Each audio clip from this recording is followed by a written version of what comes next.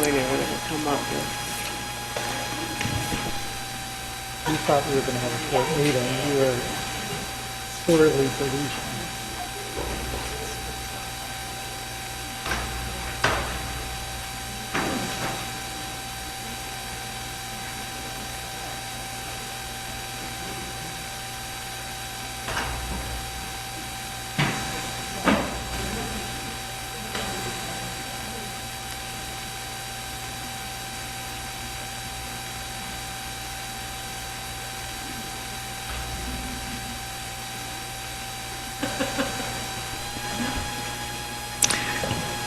Okay, well, everybody is sort of settling in.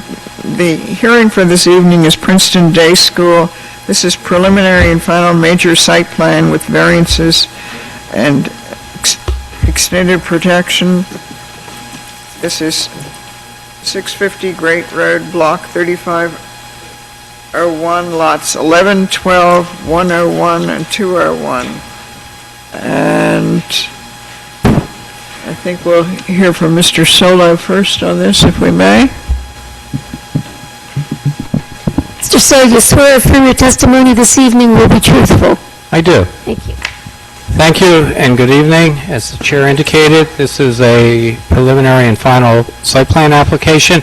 I'm going to be using a series of boards or sheets from the application packet that you have. I'll mark each one as I go through them, but you all have these. I'm going to start with sheet CE1, which I'll label as PB1. As many of you know, PDS is located on the west side of Great Road between Stewart Road and Pretty Brook. So let me orient you. Great Road is running here diagonally through the middle of the site, up and down. Old Great Road West, runs along here. At the bottom of the map, Pretty Brook Road. Up the top here is Stewart Road. Outlined in black is the PDS campus, which has a little bit over 100 acres in size. PDS itself serves approximately 939 students. They have over 200 full-time employees, and they've reported that approximately 15% of their student population arrive by bus.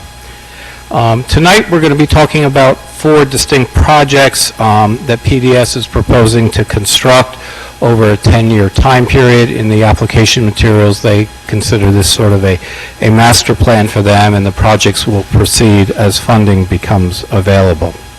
The projects include a parking and circulation improvement for the lower school, and that's this, I've highlighted in sort of pink, this box here coming off of the Great Road.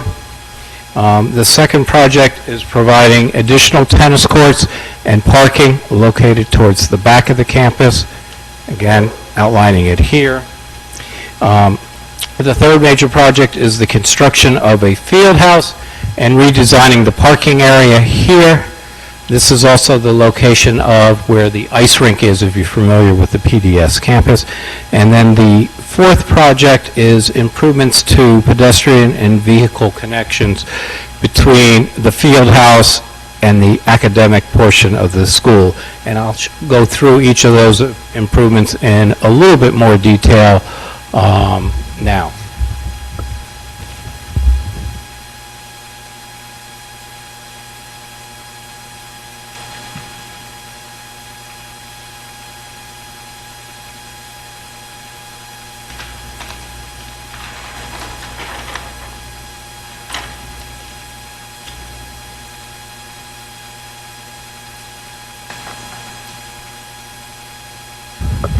The next sheet is sheet CE8 in your packet. I will label it also as a Planning Board Exhibit Number 2. This shows that first box that I had outlined, the lower school improvements and parking improvements, and let me just briefly, again, orient you. Great Road to the right, located here to the east of the property, not shown, but way down here would be Pretty Brook Road.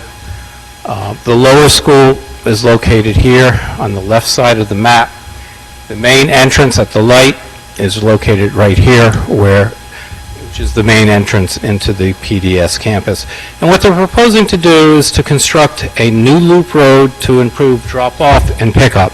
So once you come in, you'll make a right, and you can loop around here. And primarily, this is for, as you've seen in the material, to allow for additional stacking so that the traffic that queues along the main drive and sometimes out to the Great Road can now all queue within the campus itself. Also, as part of this, they will construct 41 parking spaces. 20 of them are on the loop as parallel parking spaces, and the remainder are in the proposed parking lot shown in this general location as well. Then there are some sidewalk and improvements being made to the amphitheater as well.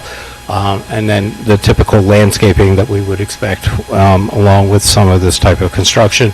Additional sidewalks and lighting are also shown on the detail sheet. Let me pause for a minute. Are there questions on this part? And then I'll go to the second phase.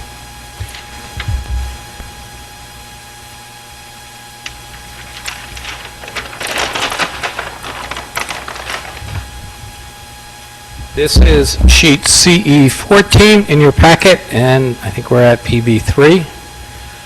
This is what was called or highlighted as the tennis court and parking improvements. Same orientation. You can't see it, but Great Road is out here. There's a secondary entrance called Campus Road running along the top that goes out to the Great Road. The existing ice rink would be just off of the map up here. The academic campus down at the bottom off to the right. What's shown outlined briefly is some existing tennis courts. And as part of this improvement, they will add 2 new tennis courts located here to the right, this rectangle. And then a much larger parking area, 79 new porous pavement parking spaces.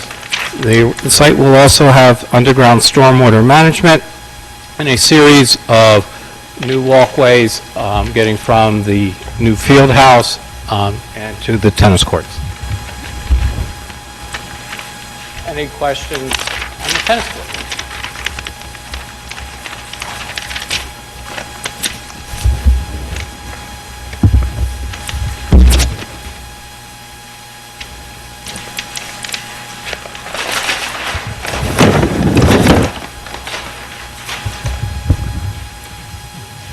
The third major one is the field house and parking plan. Same orientation. You can see this is Great Road West, so Great Road would be off the map. The academic campus down below. At the bottom of this map, this is Campus Road. So the tennis courts, you can see a little bit of the tennis court, and the parking area are located here at the bottom left of the site. Existing labels the ice rink. And in Mr. this Sawyer, case, that's PB4? oh, I'm sorry. And what yes. sheet is that? This is sheet CE20 and should be PB4. Thank you, Karen. They are proposing to construct a 44,645 square foot addition to the ice rink, which will house 6 squash courts, 3 basketball courts, locker rooms, and coach's office. Then they're going to reconfigure the existing parking lot, which will then be 81 spaces. It will net 6 additional spaces from what was currently there. The existing parking is dashed in. You can see it runs roughly along in here as well. In addition to the major improvements for the building and the parking, they will provide underground stormwater management for this area. They will construct a new service drive to the rink, which there are some comments about and we'll talk about. This is Great Road West. Currently, there's a little bit of a gravel path to the rear end of the ice rink, and they are looking to improve that a little bit and serve the ice rink. And then there will be additional landscaping and lighting for this. Any questions on the field house? And I realize I'm running through these fairly quickly. The applicant will go through all of these in much more detail. I just want to give you an overview of the improvements, because there are a number of them. This shows on both the left and the right is the lighting, the left I'm going to use the proposed connector. So the ice rink, new field house is just off of the map here, and the academic campus is at the bottom of the map. Running along the top of the map is Campus Road, and this is sheet CE25 and will be Planning Board 5. There's currently an existing road that runs between the ice rink and the proposed field house to the academic campus. It does have a walkway. It's part of the road. It's separated from the road by concrete bumper blocks. And what they're looking to do is normalize that a little bit more, provide a little bit more space so that it's safer to use by all concerned. And it will connect the new field house, the existing ice rink, to the academic campus.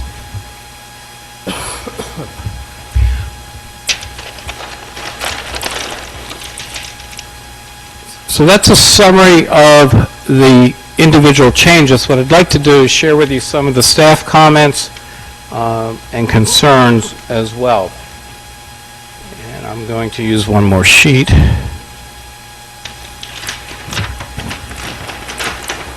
And I apologize, the scale, this may be a little bit hard to see. This is sheet CE6 in your packets, PB6. This shows in dashed lines the 4 area of improvements. And there's a red line that I've drawn, hopefully you can all see that runs through. And the property on this side primarily is located in the C1 zone or riparian zone. And that's been one of the comments from our Environmental Commission as well, is that portions of the PDS campus are constrained by a 300-foot wide riparian zone adjacent to on-site tributaries to the Stony Brook. And the way the regulations work, as I understand them, is the Stony Brook has been designated by the state as what's called a C1 stream, and it is entitled to additional protections, that 300-foot buffer. In addition to the Stony Brook, all the tributaries to that also have that 300-foot. There are tributaries running through the campus that go down to the Stony Brook. In the case of this site, and I'm sure as the applicant will explain, they're not really streams. They're intermittent. I was out there today after all the rain. They're wet, but there's no running water. But they are entitled to that 300-foot riparian zone protection. As you can see from the map, the lower school parking lot loop, portions of it, and most of it, lie within that 300-foot buffer. A portion of the tennis court, just this little corner, lie within that 300-foot buffer, as well as portions of the loop road and the detention outfall. You can also see part of the field house and the existing ice rink are also, and additional parking that already exists are within it. So it's a disturbed area to some extent. Some of the areas of disturbance are wooded, some of them are open. There are a number of trees that will be coming down as well. We've asked the applicant during their presentations to provide you with a little bit clearer map than I'm able to produce with the materials that we have available. By way of zoning, this is in the E4 zone. The use is permitted. The zoning officer has identified some variances. They are from 10B 246, where a 75-foot setback is required for a loading area, and the ice rink loading area, which is in here, is encroaching on that. I think I understand that they will be relocating that, but we'll let the applicant address that. Then there's a variance for parking stall dimension, 10B 284. The ordinance requires a 9 by 19 required space. 9 by 18 is proposed. That's a variance that in the past the board has granted to PDS and many other applicants as well. Staff comment in terms of the loading area and the variance, we have asked that the applicant consider relocating that to the interior road, probably this campus road, and access the rink some other way so that it's not within the front setback or visible then by the neighbors. Um,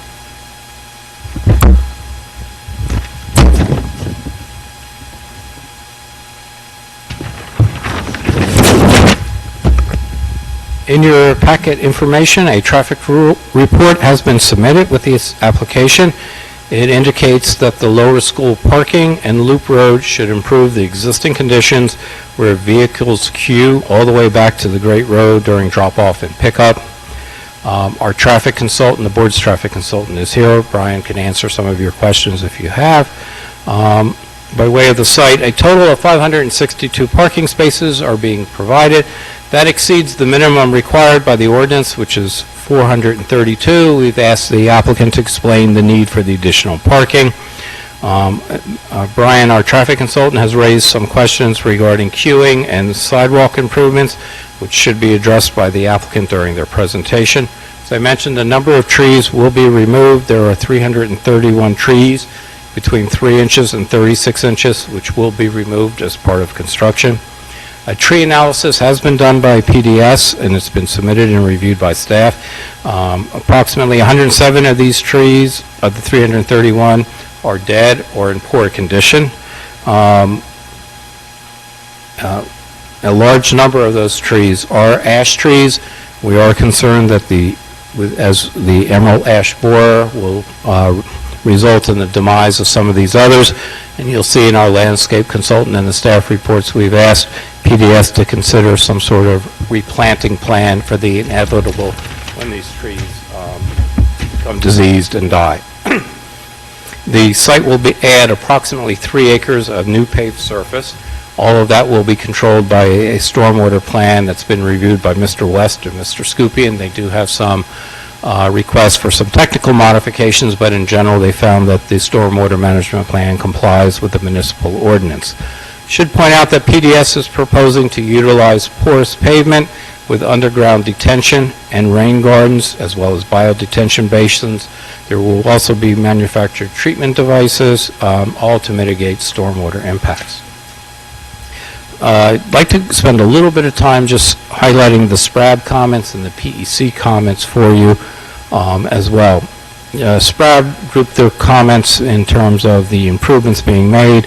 For the lower school, they had 2 comments. One, they asked the applicant to reconsider the demolition of the existing ramp for the amphitheater, and they asked him to reconsider the location of the crosswalks at the driveways. Let me go back to those plans.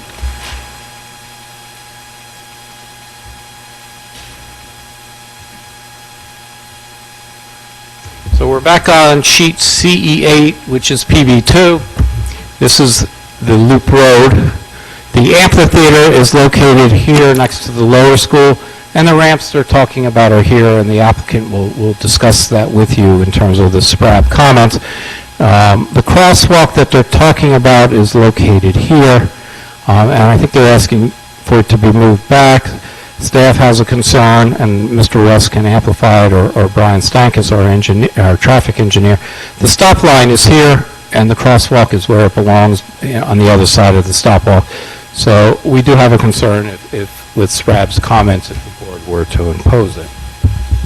The next comments deal with the tennis court improvements.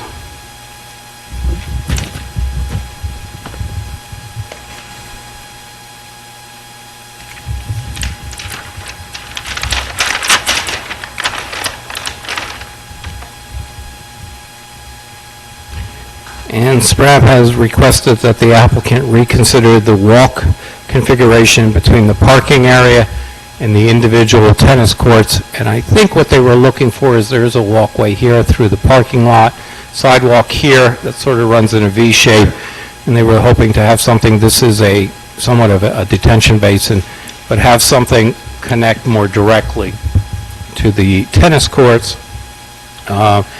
And with that, they've asked that the applicant reshape the detention basin to connect a ramp to the center walkway, which is also what I was showing, and that they provide a pedestrian link along Campus Road between the field house and tennis court. So what they're looking for is there is a sidewalk that runs along here and goes up to the field house. They were asking the applicant to come up with a slightly different version of that. Next is on the field house.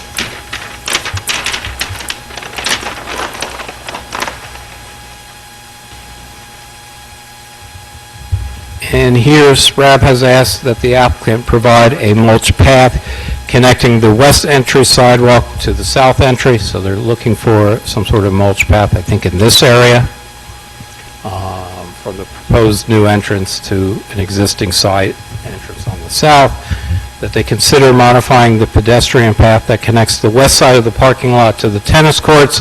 A curved design would be more desirable. What is shown is sort of a right angle, and I think they're looking to have something curved through there, more in the direction of what students are most likely to be walking in instead of in straight lines. They suggest that the ice rink loading area should be moved to the campus road, that the applicant consider solar panels on south-facing roofs, that they consider green roofs on areas of flat roofs. They coordinate the bike and pedestrian connections to our master plan, and they support the use of concrete curbing instead of Belgian block curbings in areas that are less visible. And they've asked the applicant to provide proof that they've received all the NJ DEP permits that they need for the riparian. In terms of landscaping and lighting, they've suggested that the final plan be reviewed by the board's landscape subcommittee, and they suggest that the applicant develop a plan for the emerald ash borer as well. They've suggested that an evergreen buffer between the middle school and the parking lot and Great Road be more enhanced, that the ice rink loading area be screened from Great Road if it remains there, that lighting in high-use areas should be on timers and only lit when needed.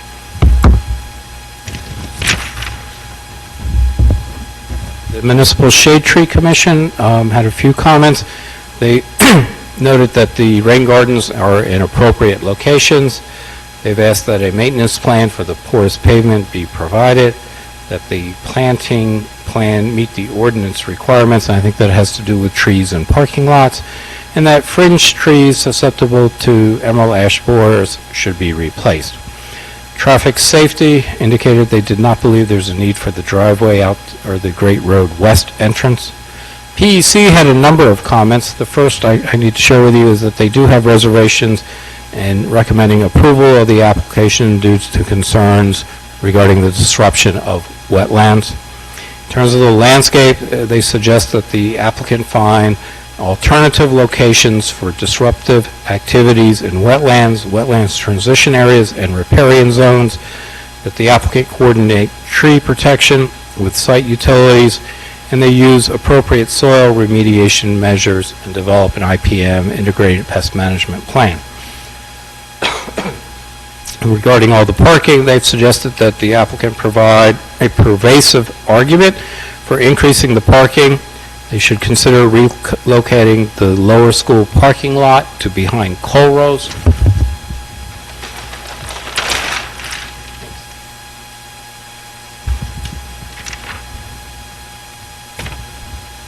I'm going to use sheet C1, which is PB1. Coal rows, I gotta get my bearings, is located over here. So the parking lot is to the north of that. Coal rows is a older building on the campus. I think it's used for administrative purposes. They've suggested the applicant consider incorporating bioswales in the parking area, providing additional rain gardens in the lower school parking lot, provide a maintenance plan for the porous pavement, that they should include an electrical vehicle charging station in the lots, consider canopy solar panels for the existing parking lot near the Baker Field. For all flat roofs, solar should be considered, and/or green roofs. General building, they have a series of comments that there's a need to provide covered and secure bike parking, that the applicant should provide containers for trash recycling and organic as well. They should evaluate ultra-high efficient toilets. All exterior light fixtures should have full cutoffs and timers. LED lamps should be used. Energy Star appliance and windows should be used during construction. That the applicant use ASHRAE 90.1-2010 instead of the 2007 or a more current version of what's currently required. That they should use FCS lumber, avoid any of the red list materials, and they provide a list of those. Use green building materials and finishes, and provide an indoor air quality management plan. That's a summary of the staff reports, as well as the advisory committees. Brian Stankus, our traffic engineer, is here. Jack West, the land use engineer, and Derek Bridger, the zoning officer. I don't know if you guys wanted to add anything to this, or if we'll take questions from the board. Could we swear all these gentlemen in at once first before they answer questions? Gentlemen, if you would raise your right hands, swear affirm your testimony this evening will be truthful. I do. Thank you. I do. Any, And no additional comments. I think Lee covered everything. If you have any specific questions regarding our comments, we'll go over them. right, Mr. Bridger? Nothing? I don't have anything to add, thank you. Likewise. Right. All right, are there any, yes, there seem to be questions for Mr. Solo. Do you want to start, Ms. Olin? Yeah, Traffic Safety Committee and staff have recommended that the new access road from the Great Road West to the loading area not be put in. Could you show that to us on the map and explain?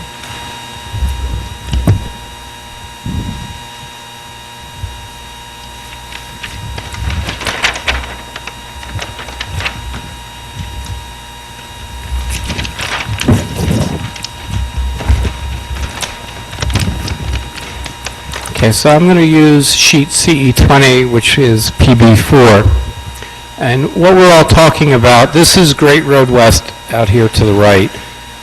Great Road East is further over to the right. Currently, there is a small driveway that comes into the back of the ice rink to service it. In this proposal, it's being more formalized. It's going to get a little larger, and that's shown here in this light gray. And what we were all suggesting is, if possible, that rather than coming in through here and clearing this area, and what we were concerned with is sort of the view shed for the residential properties, that maybe they could come in somewhere off of this Campus Road Drive, even if they need to get here, but just to remove that area from there. It does violate the loading setback of 75 feet. So we'd like to see it come off somewheres here. So you're recommending that even the existing Correct. driveway be eliminated? Right. I think there may be some concern with the Zamboni, but the applicant will address that. I'm not quite certain what that. Yes, Mr. West? Just a clarification, there actually is not an existing driveway that comes off of Great Road. It's all internally. They're proposing a new one, but there's no existing Okay. coming off of Great Road. Yes. Go ahead. Mr. Solo, on page 5, I don't think you need to turn there, but in your presentation, you referred to a walking area that the applicant, you use the word that will be normalized. Is that your word, their word? That was my word. I don't know how to Okay, describe but, so my question is, exactly what does normalized mean? They have a narrow roadway to begin with there. It's two-way traffic, I believe. And what they've done is, on that narrow drive, they've taken 3 feet, Jack, do you think? Yeah, I think that's probably maybe And put a little more. concrete bumper blocks that normally you'd have like in a parking lot to stop the car from overhanging onto the sidewalk every couple of feet or so to demarcate the pedestrian from the car. They're going to formalize that. Is it a timber rail? I'm forgetting. Timber rail, and they'll go into more detail, will be there. To do that, I think there's some minor widening of that roadway pathway system. So when I say normalize, it's going to get more formal. observation was there's a fair amount of traffic back and forth between the ice rink, probably even more when it becomes a field house. They do have a gym with the main campus as well, but there's a fair amount of pedestrian activity, so that'll be slightly enlarged, and the applicant will speak to exactly, I don't even know if it's feet, but, and then formalized with a railing to protect pedestrians. Thank you.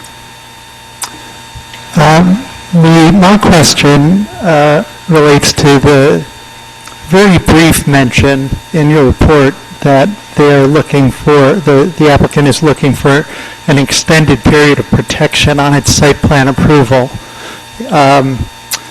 And I guess I want to, my assumption would be that if code regulations change over the period of time, the 10 years that this master plan is supposed to apply, that they would not be grandfathered if, for instance, stormwater regulations change, or site lighting regulations change, or wetlands protection regulations change. I would hope that we're not locking ourselves into,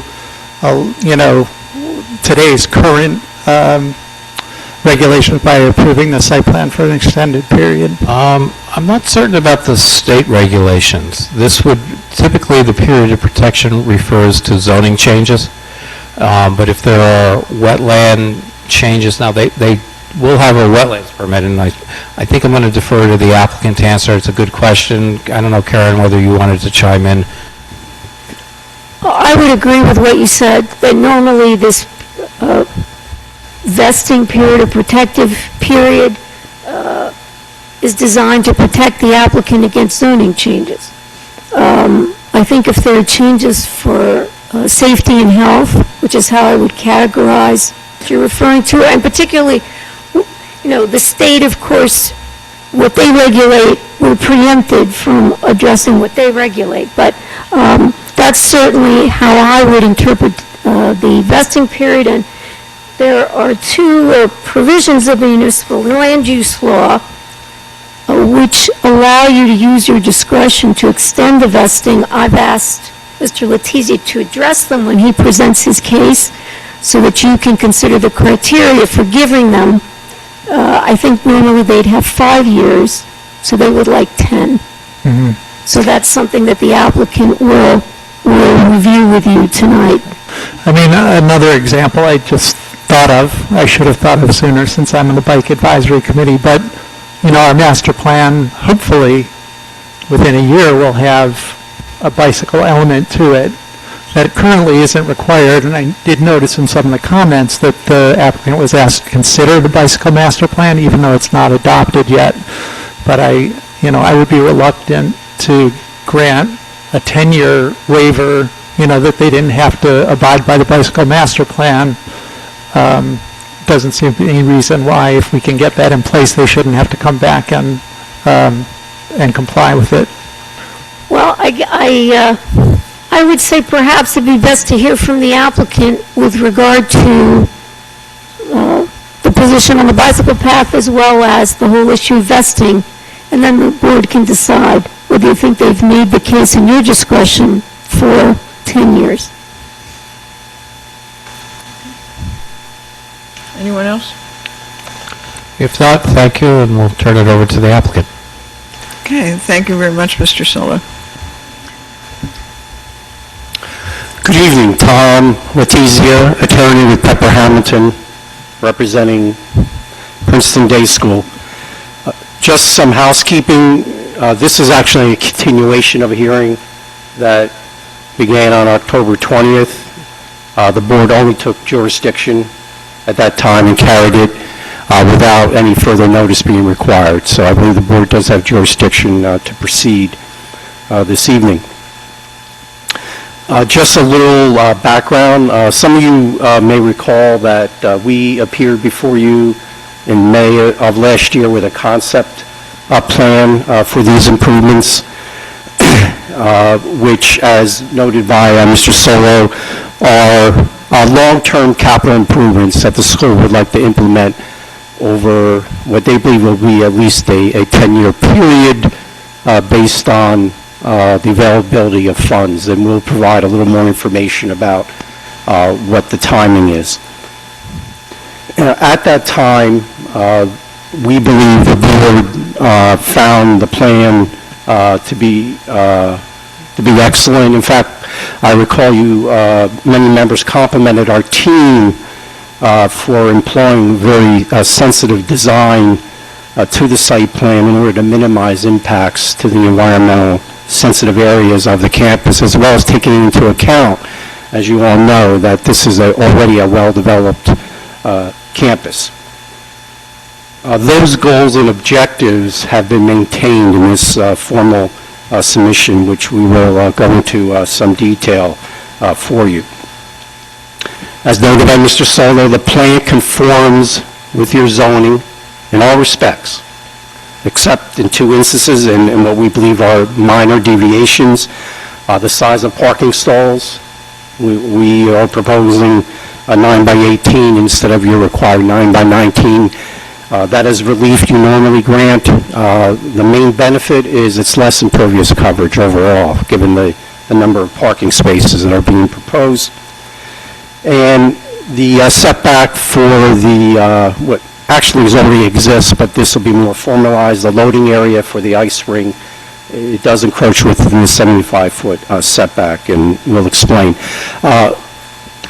Originally, there were some signs proposed for the field house. You may have noticed them on your plans. We will withdraw any requests related to the signage. We really haven't provided enough details with respect to the signage. That will be something for a later application if the signage that ultimately is designed for the building does not meet your ordinance. As was noted, this is a preliminary final site plan, and we are also seeking what is commonly known as extended vesting. And as Ms. Casey indicated, the municipal land use law permits the planning board, when reviewing site plan applications for tracts of 50 acres or more, to consider requests for extending the normal vesting period, which in this case would be for 2 years with the right to seek 3 one-year extensions, or total 5 years. As we are going to explain, this is a plan that's going to be implemented over essentially a decade. And in order for the school to raise funds, have a budget and raise funds and go to donors to support these projects, they need to have some sense that the general terms and conditions of this approval is not going to be dramatically altered during that period. And that's why we're seeking the extended vesting. To answer the question about what protections are granted, it only relates to municipal ordinances. We do not gain any protections from any county, state, or regional requirements. If those requirements change and we don't have permits that grandfather these projects, we'll have to seek new permits. We understand that. So the extended vesting we're seeking from this board only applies to your local zoning, no other regulations. And we are aware of the exception in the statute that if there are modifications in your zoning that you feel are necessary to serve the public health and safety, those are exceptions from the vesting. So with that, we'd like to begin the presentation. We have 5 witnesses tonight. I've told all of them to be as brief as possible because Mr. Solo has done an excellent job of going over a lot of the information, but we'll just sort of fill in some of the details. Now, also, you may have a sense from your packet that there's an extensive amount of comments, and there are a number of reports, but I can advise you that for the most part, we're in agreement with the comments. There are no major disagreements with these recommendations, but again, we'll go through that as quickly as possible to point out where we might have some need for further clarification or where we just cannot implement those recommendations. So with that, unless there's some questions for me, we'd like to begin. Okay? Go ahead. So our first witness we'll call Paul Stellato. Paul?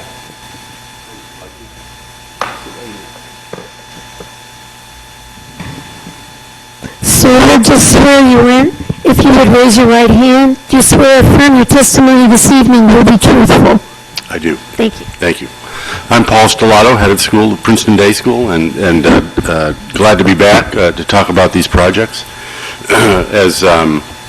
As Mr. Letizia said, this is a 10-year project at Princeton Day School, which actually began about 5 years ago, a planning process that began in September of 2011 with the Board of Trustees and me to try to outline and plan for the future of our school. At that time, in addition to the projects that we have before you tonight, I and the board endorsed the fundamental qualities of the school, which are several. One is that we will remain a day school.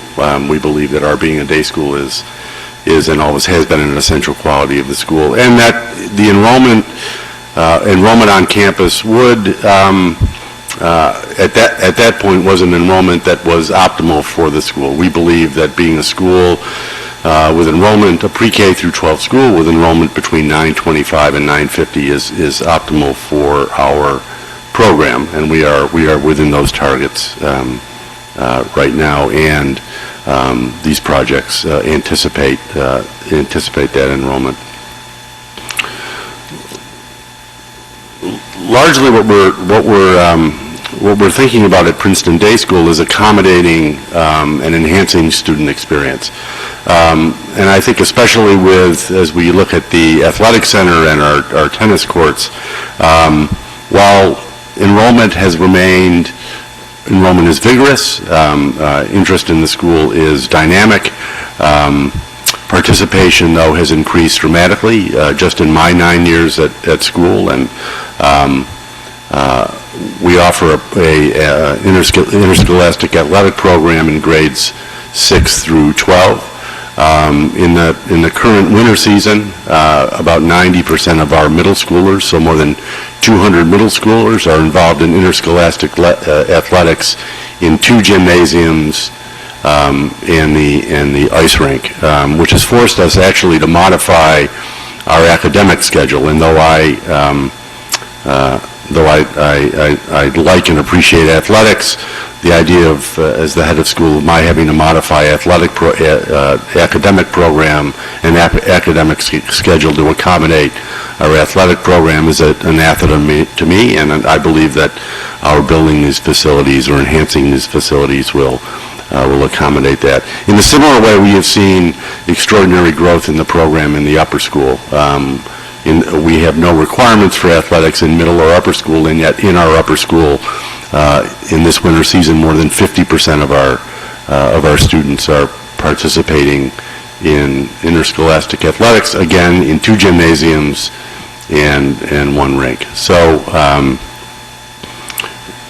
we may see future growth within the athletic program, but certainly for us to accommodate what we are seeing today, we simply need more space, and we believe that the projects that we are asking you to look at will allow us to run the program that is consistent with the school's mission. Thank you. Any questions for Mr. Stellato? I don't know if somebody else will want to answer this, but it seems like an appropriate question for you. I think a lot of the comments related to how much parking is being provided in this new plan, and since you're familiar with the operation of the school program, I assume you can shed some light on how you chose the numbers of spaces, and more specifically, it seems a little bit puzzling to me that there's such a slight increase in the parking by the field. You know, you've got a building with a major addition, it's doubling in size, and it's only getting 6 extra parking spaces, and yet, you know, you're building a whole bunch of more spaces over by the tennis courts. So if you can reflect a little bit on how you made those decisions. So, and I'm sure my colleagues will answer this question much more effectively than I will. So as I live on campus. I live next to the tennis courts, and facing the rink, so I'm intimately familiar with the area.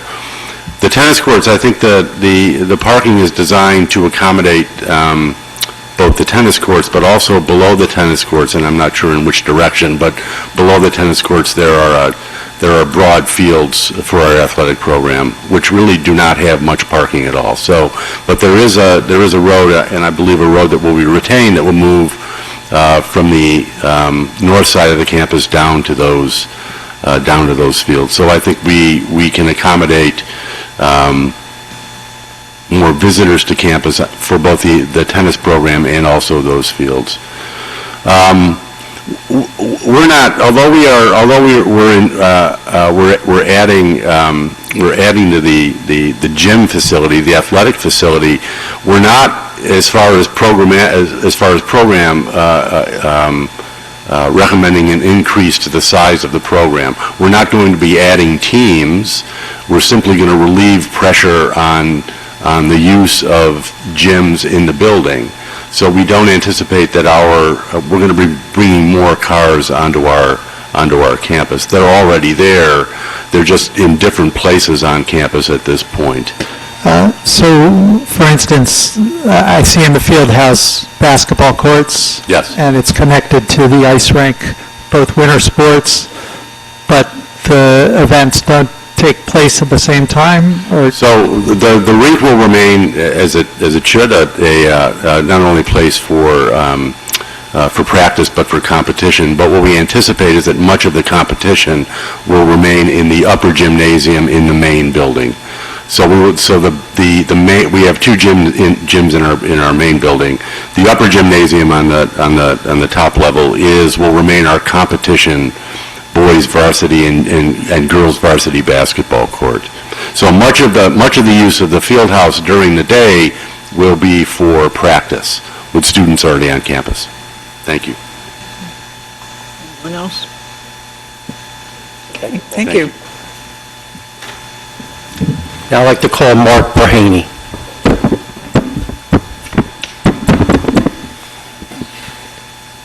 Mr. Brahaney will swear you in. Do you swear affirm your testimony this evening will be truthful? I do. Thank you. Thank you. I'll just say, I'll be brief. I'll offer a few comments that supplement Lee's description, which was quite thorough. Thank you. And also supplement Paul's comments. Mark, maybe you can tell the board your association with the school. I can do that. So I am on the board. I've been on the board for a number of years, and I chair a committee that has been quite involved. I'm sorry, we're not picking you up. Okay. I am on the board. I am chair of a committee on the Buildings and Grounds, under the Buildings and Grounds group, that has been working on these projects for ever since Paul had the notion that the school should pursue them. So my group, my committee group has been consulting with the faculty, staff members, and our hired consultants to develop these projects.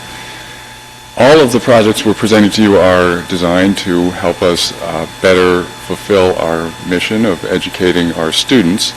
And as you've heard already from Paul, we are focused on our current student population. We are not proposing these projects as a plan to increase our student population.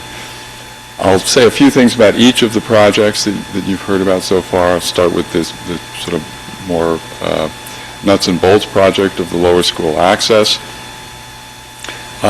You've already heard that we have a queuing problem with cars coming to campus, especially the lower school families coming to campus, and especially in the afternoon pickup time. And we are proposing to solve that by creating more roadway on campus to allow our lower school families to segregate off from middle and upper school families, and thereby have a queuing space so that they can wait for their children to come out. The parking component of that project is designed mostly for the morning traffic. We find that Lower school families are significantly different than middle and upper school families in that the middle and upper school families want to drop and go. The lower school families want to park and in many cases walk their children in. That's often because parents are quite involved in the school programming in the lower school. They might want to connect with the teacher. So there's a lot of instances when those families want to park. The current parking we have for them is not that closely located to the lower school, and it's positioned in a way that those families have to cross multiple lines of traffic to get to the lower school. Can you please speak closer to the microphone? Thank you. Okay. How's this?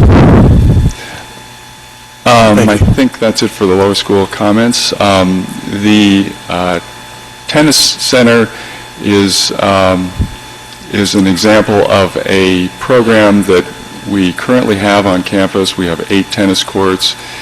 We find that our program would be best run with 10 tennis courts, so we're proposing to add 2 courts. We also do not have significant parking over by the tennis courts, and also we're lacking parking for the fields that are below the tennis courts. That's the impetus for proposing the new parking lot over there. We have positioned it in a way that we feel it will serve multiple purposes. It will serve tennis and those lower fields, and it will also be close enough to the new field house that it will serve that use as well. And our third project is the field house. That's the big one. We are addressing a severe space shortage for those programs. For example, we just don't have enough court space to run our athletic practices in a way that gets our children all home in time, in a timely fashion for a good family dinner. We, as another example, we have a fencing program, but we don't have a designated space for the fencers to practice. This additional field house will provide that. And then last, we have a very robust squash program, but we have no on-site squash courts. We currently rent just 2 squash courts off campus, and it's just not nearly enough. So the field house, as proposed, will have 6 new squash courts. I think maybe I should say something about the parking that we're proposing.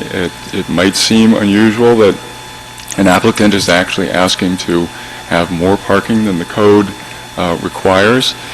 We are basing the increased parking spaces we're proposing on our actual experience.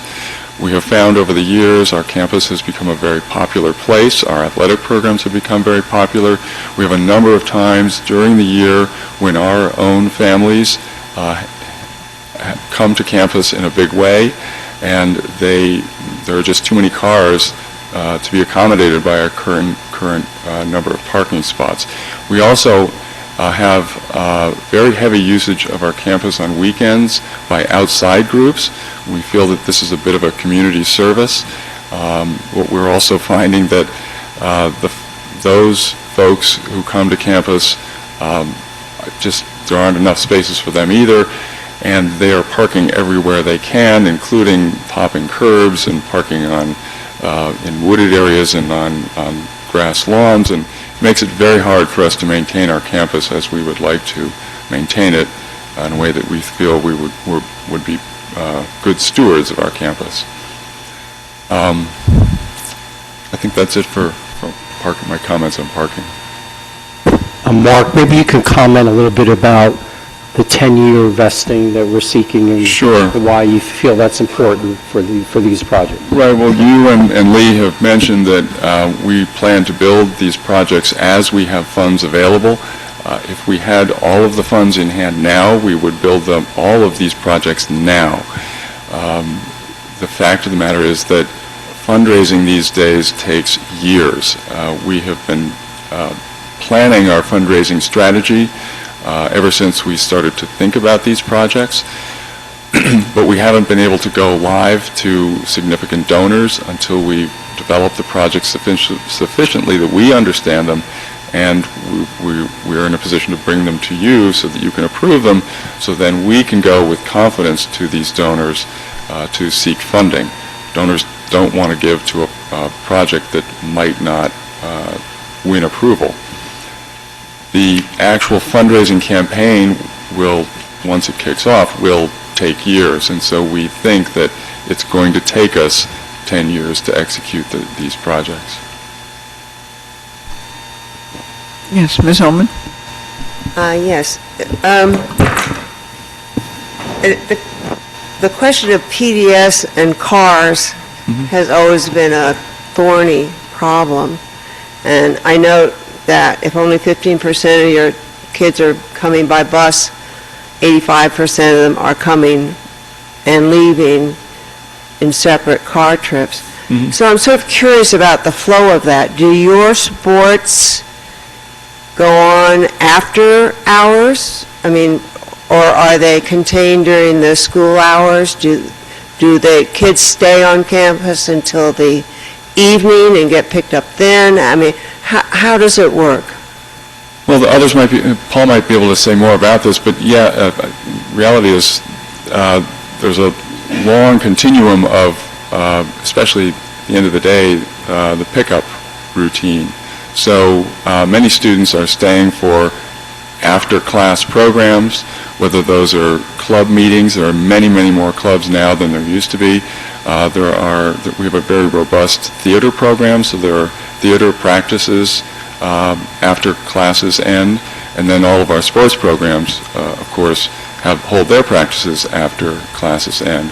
And then there are the days when there are games that are being played, so students are doing all of those after classes as well. And so parents are arriving into the early evening? They're arriving in the early evening. They're, on game days, they're arriving to be spectators and then leaving after the game is over. But yes, there's a sort of continuum of arrivals, picking up, and then departing. And are any of your high school students allowed to park on campus? Yes, once they have their license, they are allowed to apply for parking. So that would include, on an average, how many additional to staff parking places would you require? I don't know the answer to that. I think other people can speak to the numbers better than I can. I'm sort of fussing because you are going to be paving over another 3 acres. Porous paving, Tom's going to explain to us why that works. And it's all a very sensitive area. The school does have an ongoing problem with traffic. I don't think you've ever really solved that problem. And so to suddenly be asking again for more parking places, there's just a little bit of discontinuity in that for me. I think your plan is a good one, but I'm not sure I understand all of it. Well, the congestion, I think, is mostly arrival and pickup, and it's especially driven by that lower school traffic that queues up and backs out onto Great Road. So the additional loop road that we're creating will, per our traffic consultant, solve that problem. In terms of the number of parking spaces, we just have found that we have people parking illegally, I guess you'd call it. I mean, we don't ticket them, but they're parking off paved surfaces all over the place. And so we feel we have to do something to control that. I was sure that creating more parking places is the best solution to that problem, but we've also tried to get families to carpool. We've encouraged people to sign up for bus service. There are just limits to what... You have to do something more than encourage it, because it doesn't seem to have worked. Well, I agree. Those efforts have not led to a reduction in the traffic. We're faced with a big challenge. Yeah. And I think that challenge has grown, as I said, as we have opened our campus up to other groups to use it, which we think is a good community service. So we want to continue that. Could I just ask about these other groups? This is mostly on weekends, I'm presuming. That's one of the heavy use times, yes.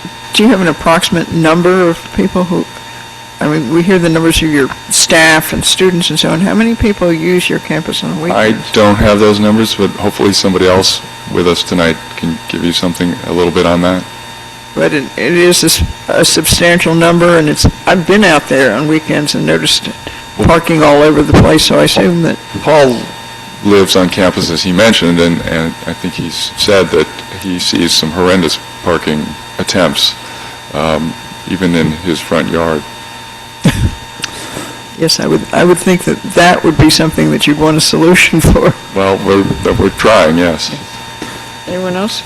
Julie? Well, I just had a question, not related to parking, but about the landscape. I don't know if the board talked about the big change in there's 331 trees being removed, and then potentially with the ash trees that, we'll probably will lose, that's 480 trees, and if the vision for how to cope with that came up in the planning of all this. Yes, the landscape groups have, and we want to develop a plan to deal with that ongoing and increasingly bad situation.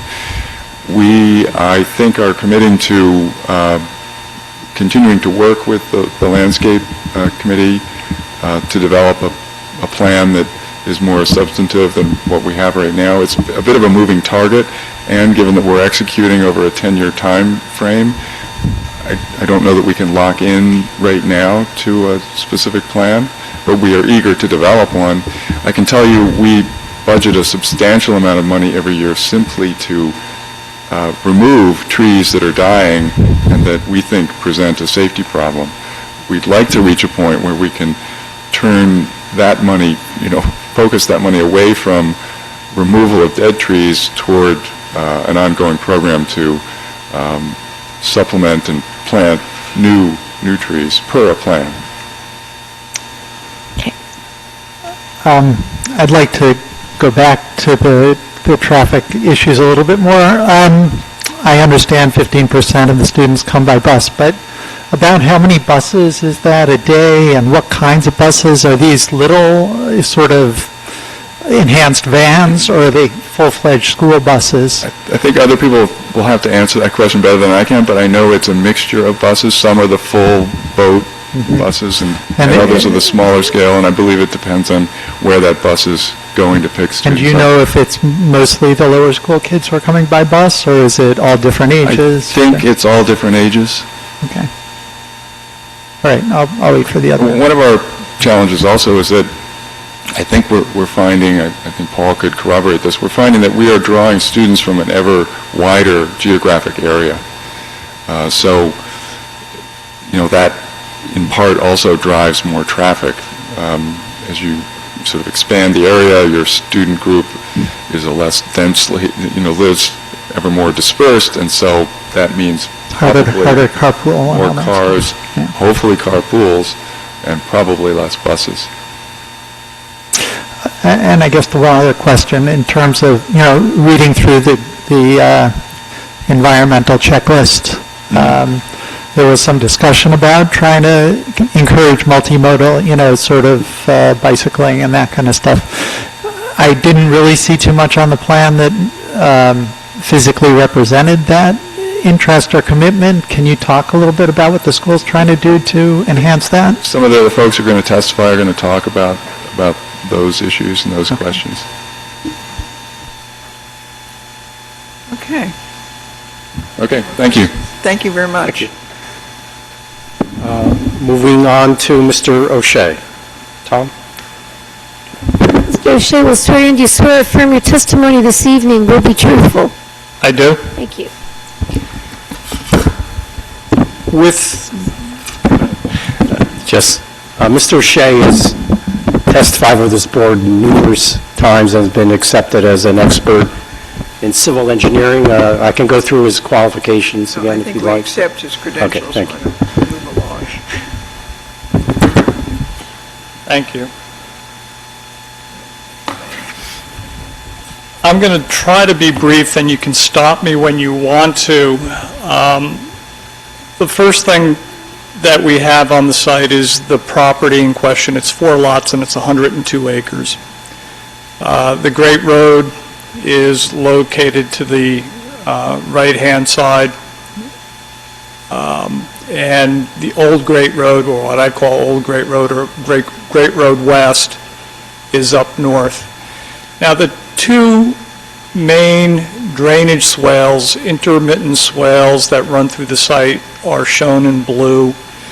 And back in 2008, the state declared Stony Brook from Hopewell to a portion in Princeton Category 1 stream that then created a 300-foot buffer on that. And that was one of our early challenges. I can go into more detail about it, but we've worked with the state and the town extensively on this, and we actually have our DEP permits. We have very little disturbance to wetlands.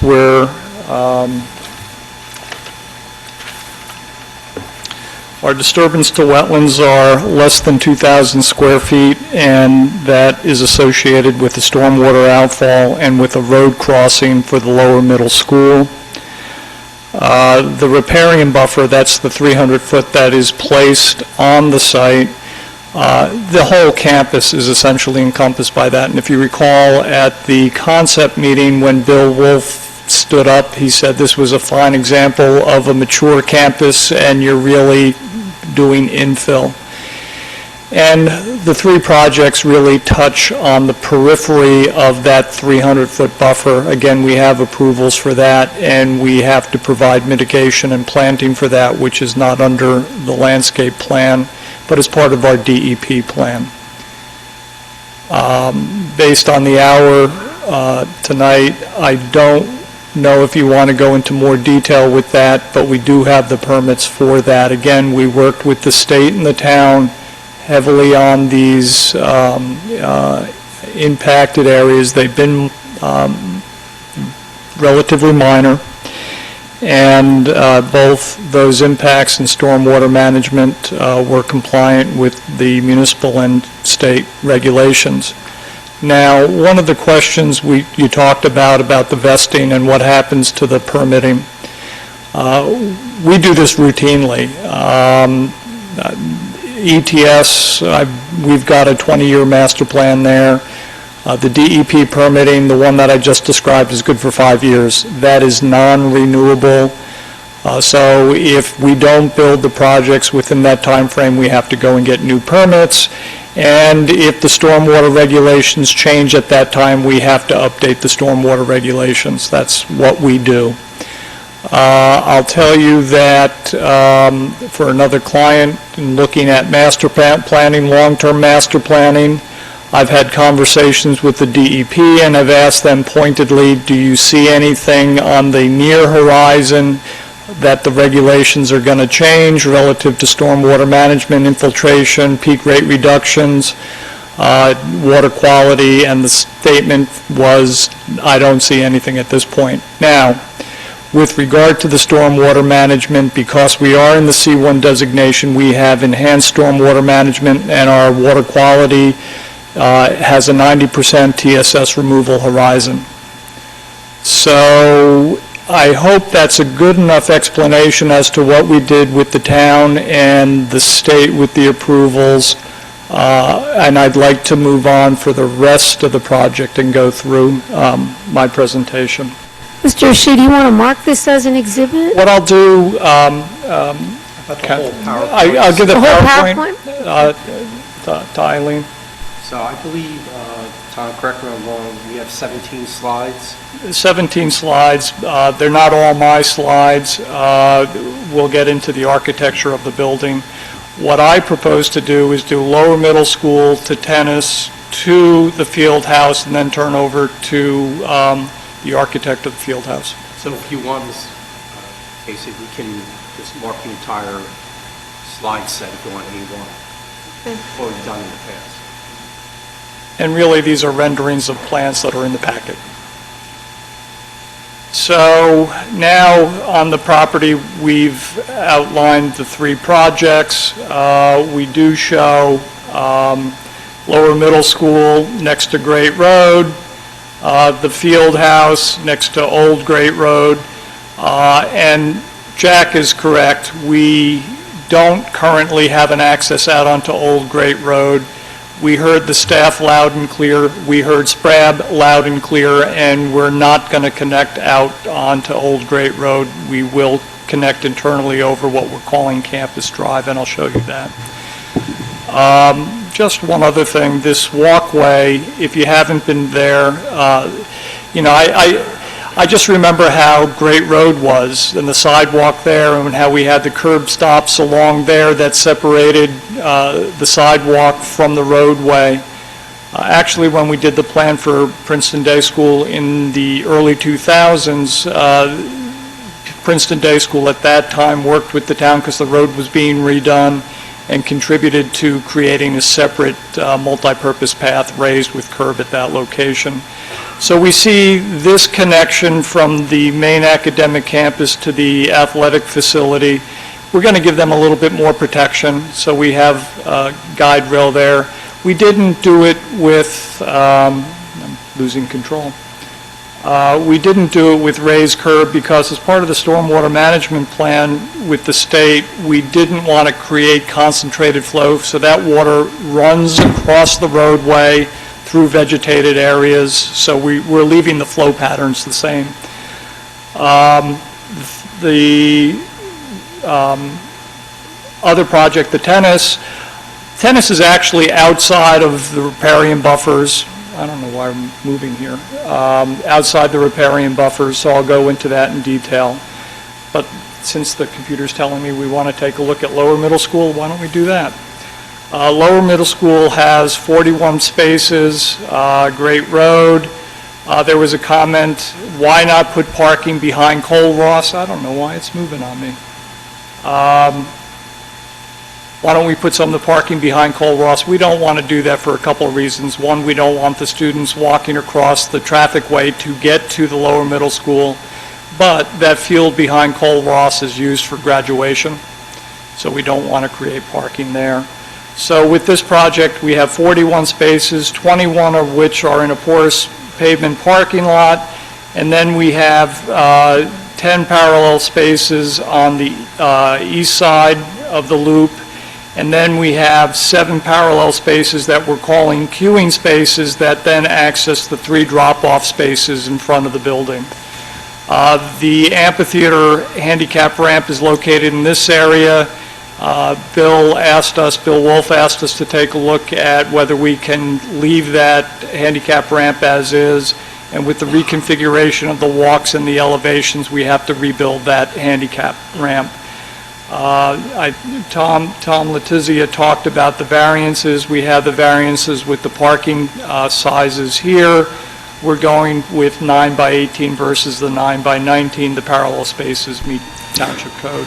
Tom, can I just break in for a second, ask you to talk a little bit more about how the queuing works on the west side of the driveway, because I'm a little bit concerned with those marked parallel parking spaces that you get a parent coming in there and parking, and then not being able to flow through with the queuing, so. David, we're working with George Akmar as part of the traffic component, and you'll hear from George later on tonight, is the queuing, he wants it signed so that there is no parking during AM and PM peak hour at that location so that there's a constant flow. We do have walkways connecting. Again, the entrance is at this location. So we feel that we have adequate walkways picking up the parallel parking, picking up the parking lot, and we do have a perimeter walk to the west which connects. There was a comment about extending that walk up to the parkway, but we don't want to do it at this point because we don't think it's going to be used, but we'll be committed to doing that if we find that people are using that.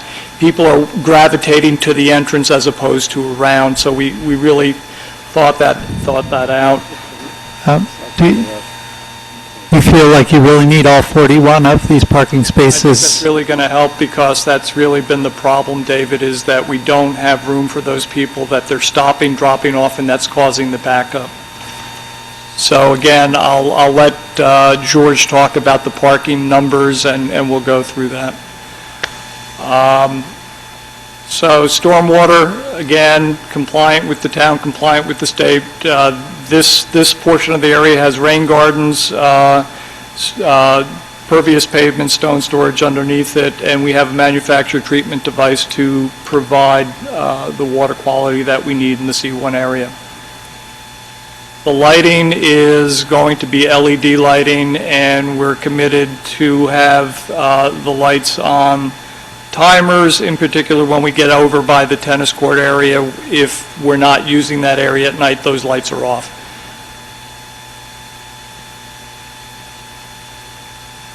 As far as the path connecting the academic campus to the athletic facility, we are going to formalize that. I think we use the term normalize it, but we're going to protect both students and teachers walking in that area, and we have new lighting there as well.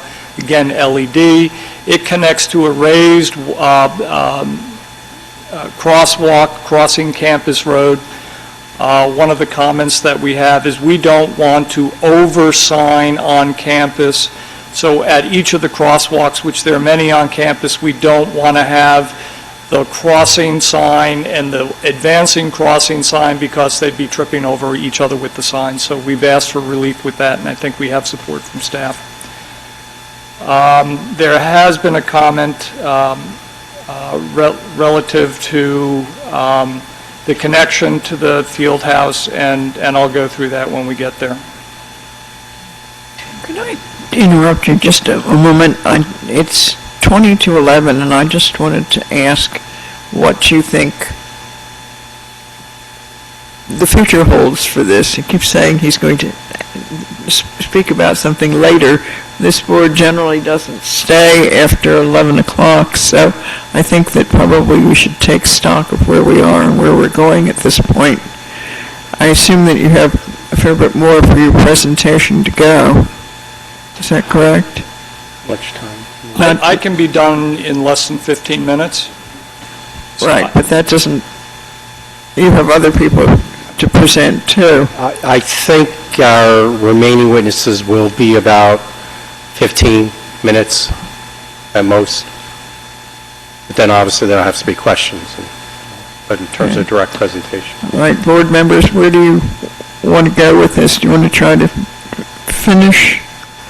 Yeah, I don't see lots, I think it seems doable. Anyone feel differently?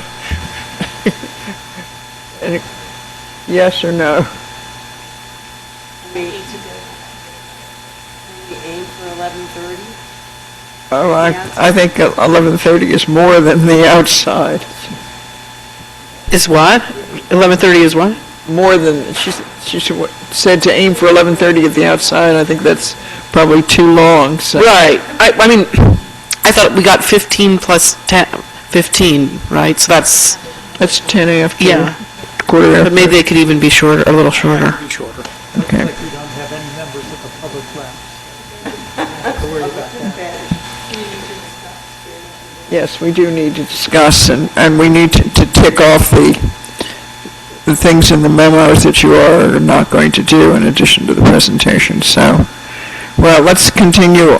Let's go on. Let's not. Thank you. So here's a rendering of the existing tennis courts. You can see the proposed court in the upper corner with the field house and ice rink and the parking lot. Again, the tennis courts are not lit, not proposed to be lit. The new court not lit, and we have lighting in the parking lot, and again, we'll be on timers for that.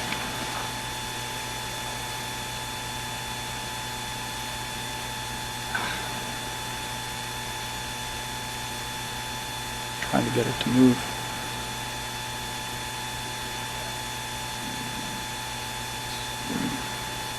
There you go, thank you. So another view of the new tennis court, and now we get into the site plan. Parking lot is porous pavement. The sidewalks that we have spoken about is the one that runs vertically through the center of the parking lot. We will take that straight down to the tennis court The ADA ramp for the site getting down to the tennis court does come from the left-hand side diagonally down to the page, and we can rework the basin. So stormwater management for the site is porous pavement, stone storage underneath it, a small little collection area in the triangle space, and a manufactured treatment device, and discharging down by the stream, which is just off the rendering. There is a connection from this parking lot to the field, and it's suggested just north of the proposed tennis court, and you'll see that on the next plan. The house that Mr. Stiletto was talking about is the one that's just off the page there. So this then picks up the walk on the left-hand side. This is now the field house. Stormwater management here is porous pavement, stone storage underneath, manufactured treatment device. There was a connection or a concern from SPRAB to connect the entryway to the south off of Campus Road to the front of the building, and we'll do a mulch path there so that now we have a complete circuit that goes from the academic campus to the building, connecting to the front of the building, and then over to the parking lot over by the tennis. Because of the reconfiguration of the parking lot, we're only adding 6 spaces in this location, but the parking lot over at the tennis feeds this area, feeds the lower athletic fields that we were talking about before, and we do think they'll be used. You do see at this location the suggestion of the entry into the loading area behind the ice rink, so we will come off of Campus Road. We will eliminate the drive out to Great Road West, and this is the source of one of the other variances that we're asking for. We're not increasing this area, but this area currently violates the 75-foot buffer off of Great Road, and we're going to add some more landscaping at this location. Tom, it looks like you've got a little area of impervious pavement along with all the pervious pavement. Is there an explanation of why those few spaces are impervious up in the left-hand corner of the parking lot? Or it just looks like a different color shading there. Yeah, that's where we go from porous pavement to regular bituminous, and the reason why we do that there, David, is we find that porous pavement doesn't hold up well where we've got turning vehicles. So we're going to have larger vehicles coming around, so at that location we expect turning and the wheels grinding the pavement, so we normally do that now with regular pavement. It's all interconnected underground though.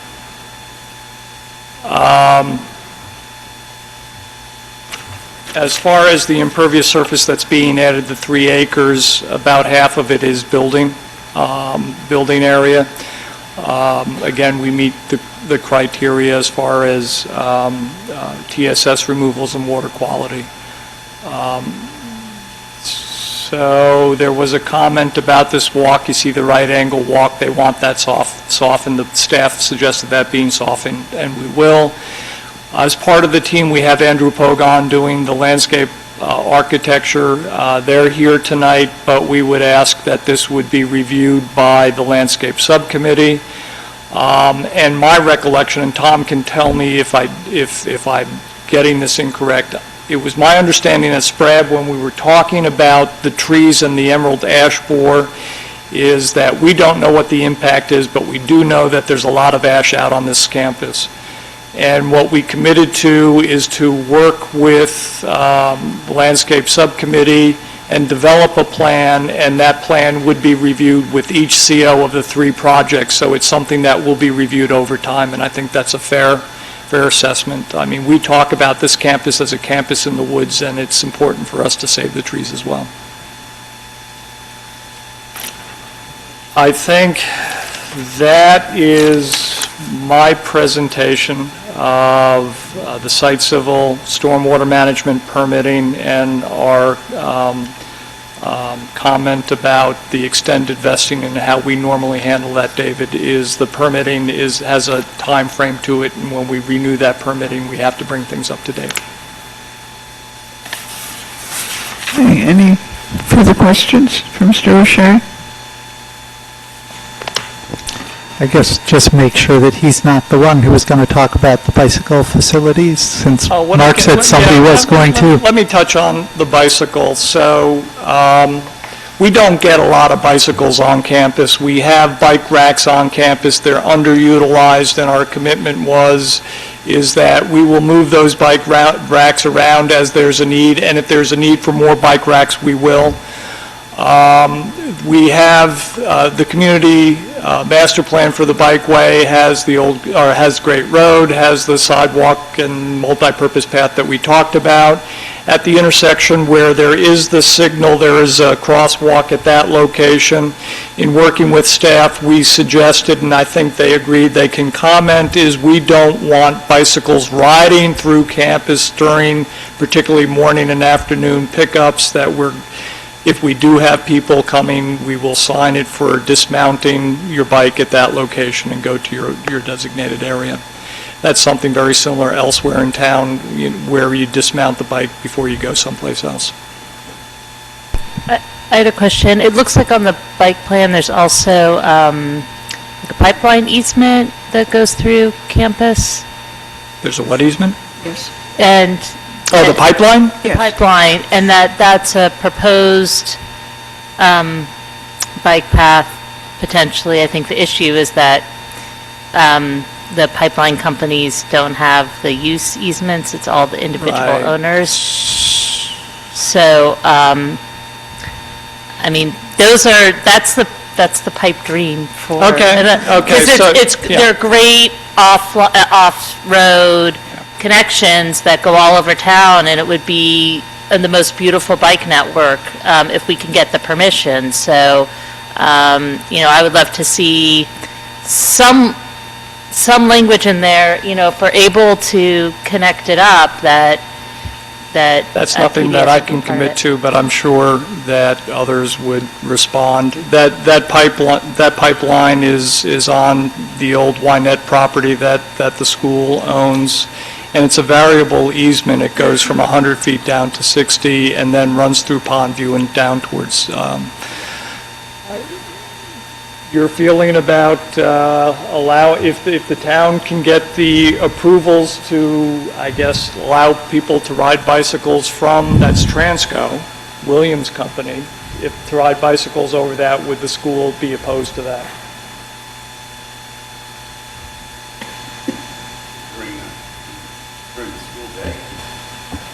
I think it would, if the town does it, you would want to do it all the time. It's not through campus, right? It's right by where the fire lane is that gets on the south side of the building, so it's on the Wynette property. Yeah. Well, I hope I can. Yeah, thank you. Going the wrong way.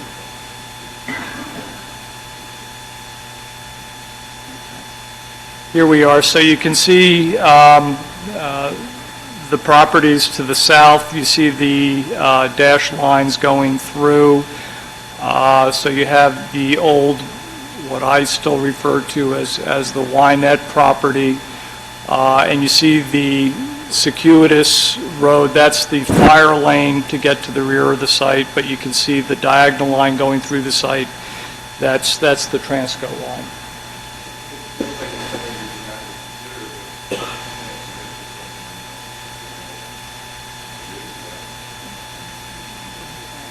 Right, the reason I'm raising it's on our master plan, that's a draft, but that, I think we're likely to approve some version of it. So that's the one thing where it's like, it's already there, it's been on the website, we've been discussing it for the past year. And that's something I just know that's going to be coming up. I'll just say that Transco's pretty tough. We've done a lot of work over and around, and approvals through them are very difficult. But I'm all for it. On the other piece of property we were working on, they were open to it, but they couldn't grant us the permission because they didn't have the, They only had an easement. they had the easement for their own use, but they didn't have an easement for public use. Any other questions? Yes, anyone? Okay. Call our architect, Steve, I'll get the last name wrong, Dadagian? Close enough. You want me to? Sit here.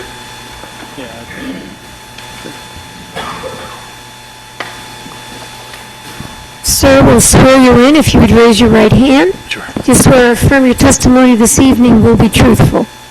I do. Thank you. Can you hear me okay? All right. My name's Steve Dadagian.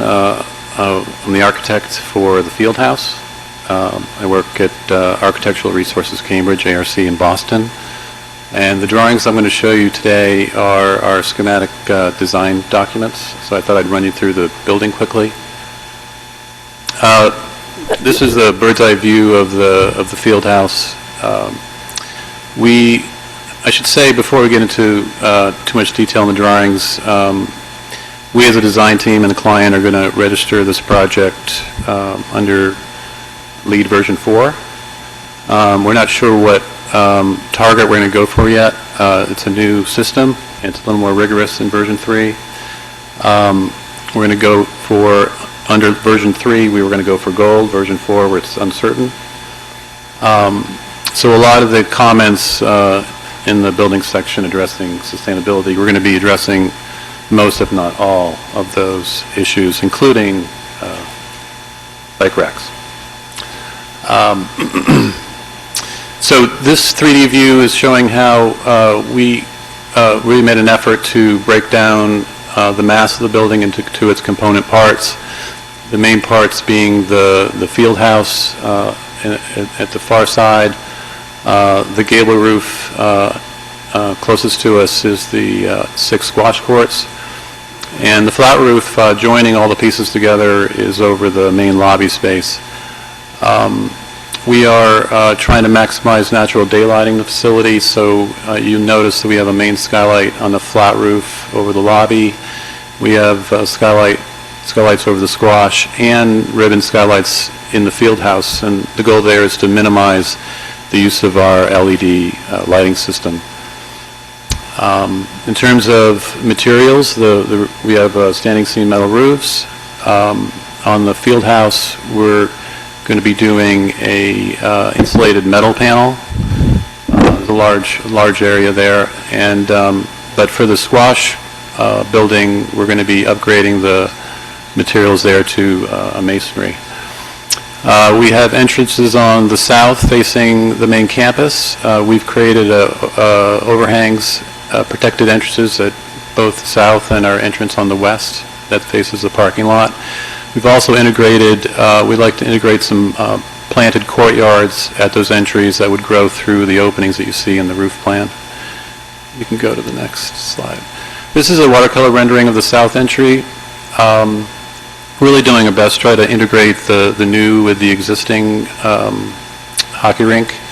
And here you can see that we are trying to maximize the use of daylighting, lots of glass where we can spare it. And on this facade, you would see the masonry materials. Mr. Letizia, I don't want to interrupt, but I just want to clarify, your project architect right now is not licensed in New Jersey, but he has applied, and you anticipate that he will be licensed, so that if the board approves the project, you don't have a problem with the condition of approval that your project architect needs to complete that licensing in New Jersey. No problem with that, Okay. yes. You can go to the next slide, please. This is the watercolor rendering of the west entry where we that's adjacent to the parking lot, and this will be the main drop-off point. And what you're looking at are windows into the main field house space, and you can see a little bit better the courtyard plantings at the overhangs. And, you know, we're trying to, with all this, introduce sensitive or nice-looking materials in wood and masonry down at the pedestrian level. Next one. So on the plan, again, the main components are 6 squash courts. We have a main lobby space from which you can view the squash venue. We have a platform to view hockey events. It's also going to be a community space for the school in general. It's a rather large lobby. And the idea is that you can view multiple venues at once. The field house is 3 basketball courts. It's also going to be used for volleyball, tennis. There's a walking track. It's really a multi-use facility that Paul referred to earlier. It's going to be used mostly for practice. There's a synthetic material used for the floor surface so that it can adapt to any use. On the far north end, there's a wing there where we have changing rooms for visiting and home teams, in addition to locker rooms for refs, and there's some storage and mechanical space. And this is a rendering of the lobby space. You can see the skylight. We're proposing wood ceilings throughout to tie all the pieces together. On the right is the viewing to the hockey, and the left you can see is viewing to the score, and you can see that there's transparency all the way through to the field house from here. And this is a rendering of the field house itself. You can see the ribbon skylights in the roof. We'll have LED lighting that will be on light sensors and dimmable. There's glazing out to the drop-off and into the main lobby space. And that's it. Any questions? Anyone? Okay. Thank you very much. And last but not least, Mr. Giacomo.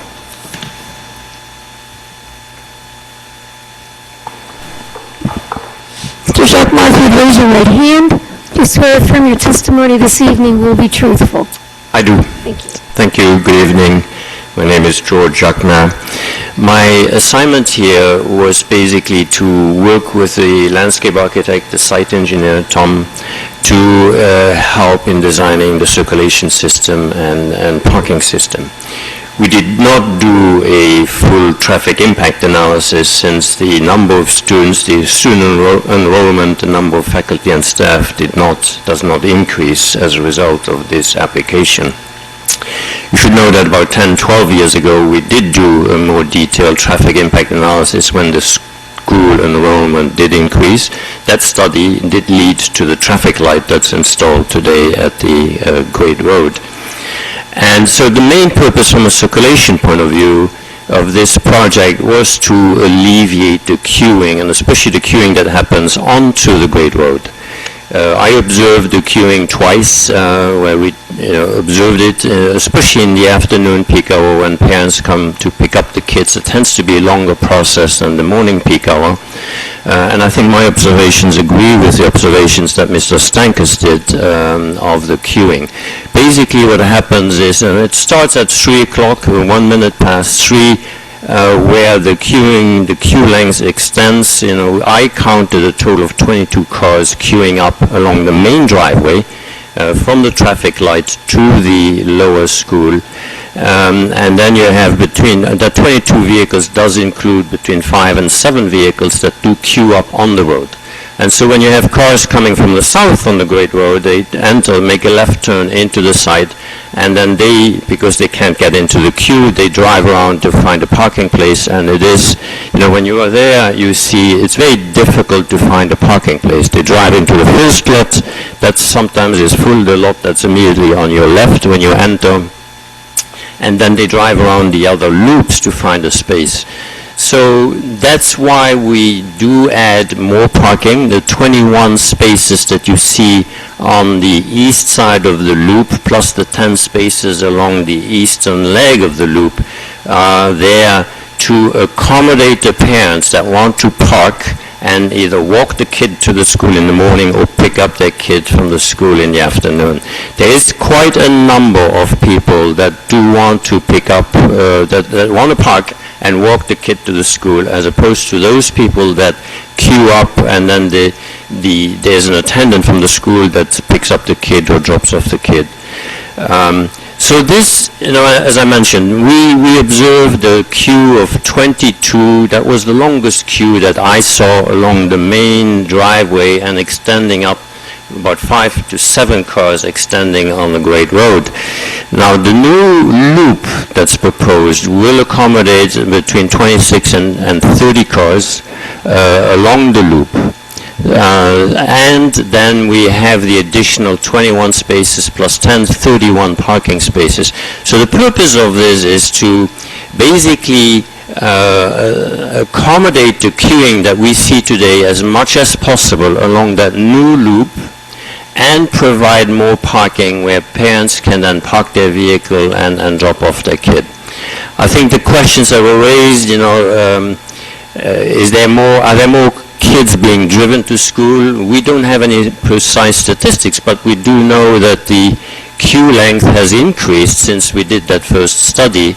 Over the last years, it seems that little by little the queue length has increased, and it's a result probably as more parents are driving their kid or caretakers are driving the kids or picking up the kid by car.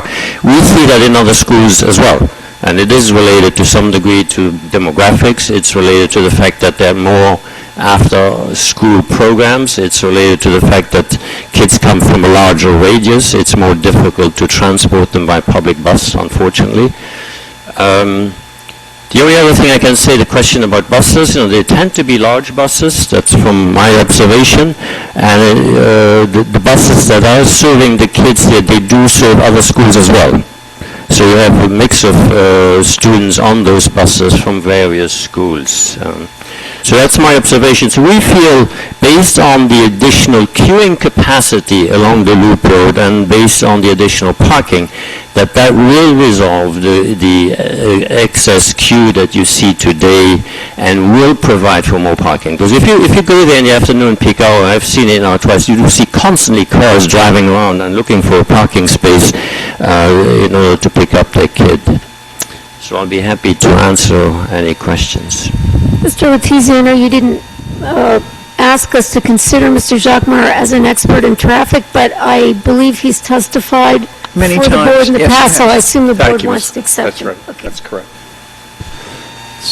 I started testifying in 1982 here. So along the loop, in addition to the parallel parking spaces, what's the travel width there? And it's one way?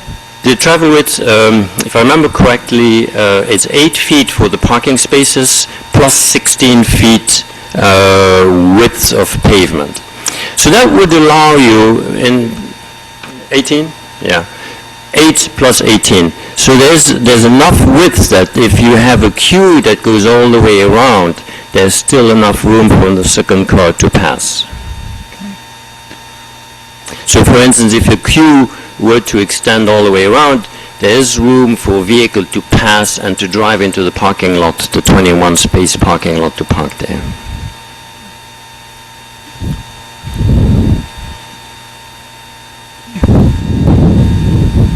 Anyone else? No? Okay. Thank you very much. Thank you. Thank you, George. That completes our direct presentation, Madam Chair. Okay, I think that we need to go through, you said that you concurred with a lot of things in the reports, but I think we need to see just where we are on the reports. Perhaps, Mr. Letizia, it'd be or easier if you just identify what your client cannot comply with, and then the representation would be all other comments they will comply with. Yes, I'll do that. Just give me a moment, I just review my notes.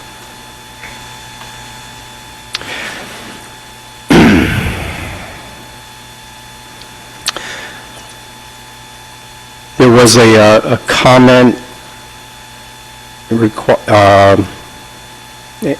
asking, well, again, we don't disagree with this, to provide additional plantings in the planting islands within the parking lot. We agree to do that, so that's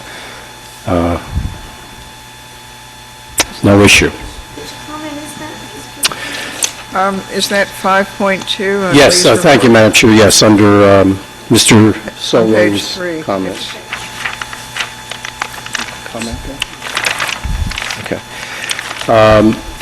Again, I'm just going to highlight where we may have some disagreement.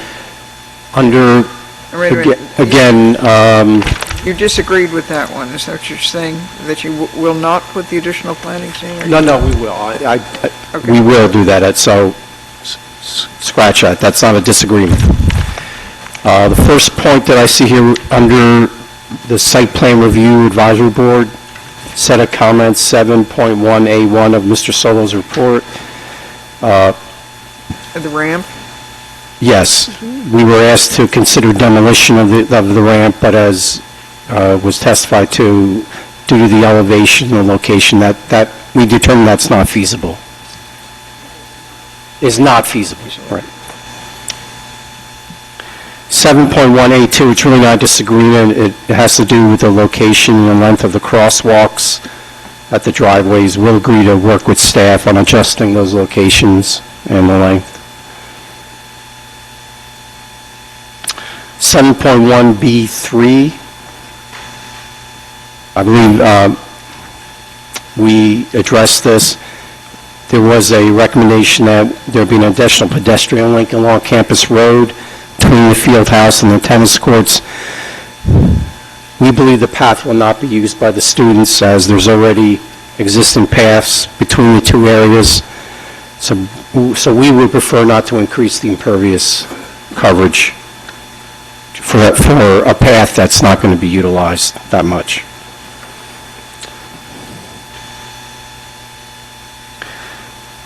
It's not really an area of disagreement, but just so it's clear on the record, 7.1C4, the school will consider installation of solar panels towards its LEED certification, depending on cost and effectiveness. We really can't commit to that now, but we'll agree to consider installation of solar panels. 7.1C7, as Mr. O'Shea testified to, we believe there's already a connection to the community bikeway plan, so no further improvements are necessary at this time.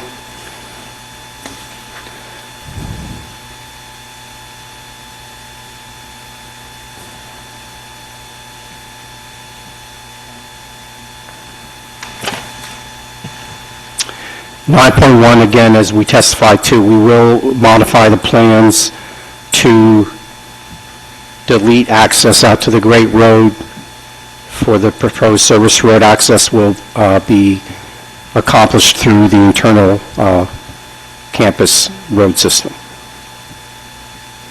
So there's no disagreement on that. And you agreed with the landscape subcommittee series of meetings? Yes. Where am I at now? 10.1, 10.1A1 for under the Environmental Commission comments, again, as summarized by in Mr. Solo's report. We believe we've demonstrated through our testimony tonight that the school has come up with a plan that minimizes the location of disturbances within the environmentally sensitive areas, and the acquisition of the state permits confirms that. DEP would not have given us the permits unless we met their requirements in that regard.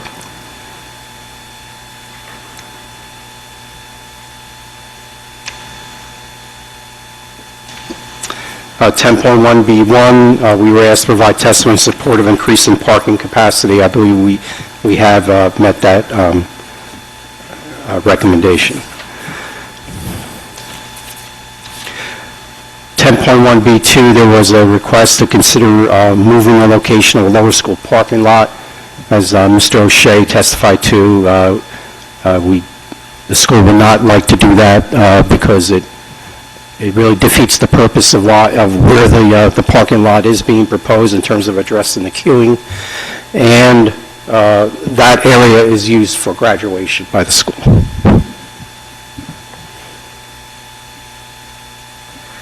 We were asked to consider a second rain garden in the parking area. We believe that's not needed and would only result in further disturbance to environmentally constrained areas. 10.1B6, we will consider in the future perhaps installing electric charging stations in the parking areas, but we're not proposing to do that at this time. 10.1B7, this has to do with considering installation of solar panels within the parking lots. Again, that's something that the school may consider in the future, depending on cost, feasibility, and practicality. 10.1D1, as we noted, the school currently has very few bicycle riders. Bike racks are currently exist and are not being used, but we will agree to relocate racks as needed, as the need arises in the future. And also, in order to get our LEED certification, we may have to address the bike rack issue.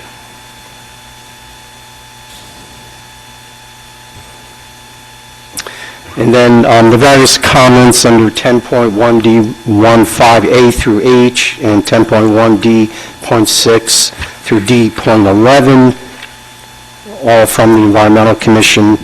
All these will be considered in connection with our LEED certification, again, depending on costs and feasibility.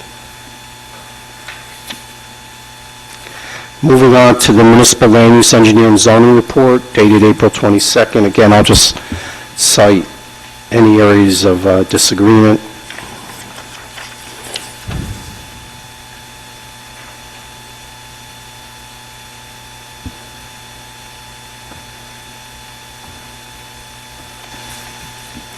Uh, 5.0H2, we would prefer not to install pedestrian warning signage at all the crosswalks.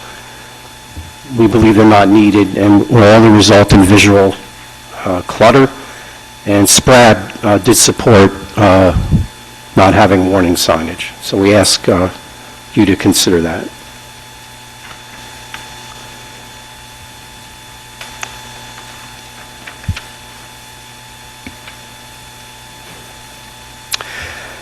We were asked to consider a later start time for construction. I know this is a common request. However, PDS will abide by the current ordinance and would like to start its work at 7 a.m.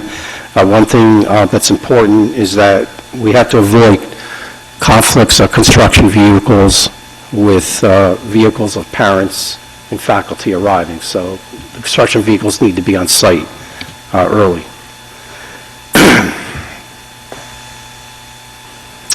As I noted, any signage you saw in some of the illustrations is being withdrawn. We're not asking for any approvals related to signage.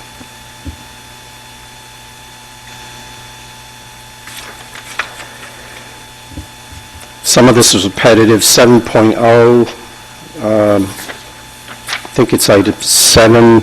Again, this had to do with the additional pedestrian link, and we don't believe that's necessary.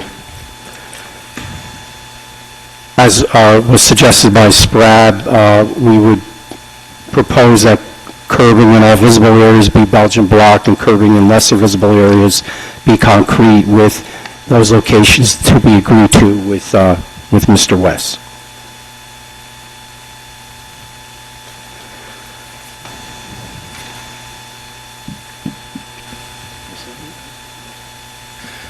I think that's the list. Okay. Right. Mr. Lattizi, just one clarification. Yes. You're asking for 10-year vesting. I assume then that both preliminary and final will run concurrently, so you're talking about one 10-year period, not 10 years for preliminary, and then the clock starts ticking again for final? That's correct. Okay. 10 years from whenever the notice of decision is published.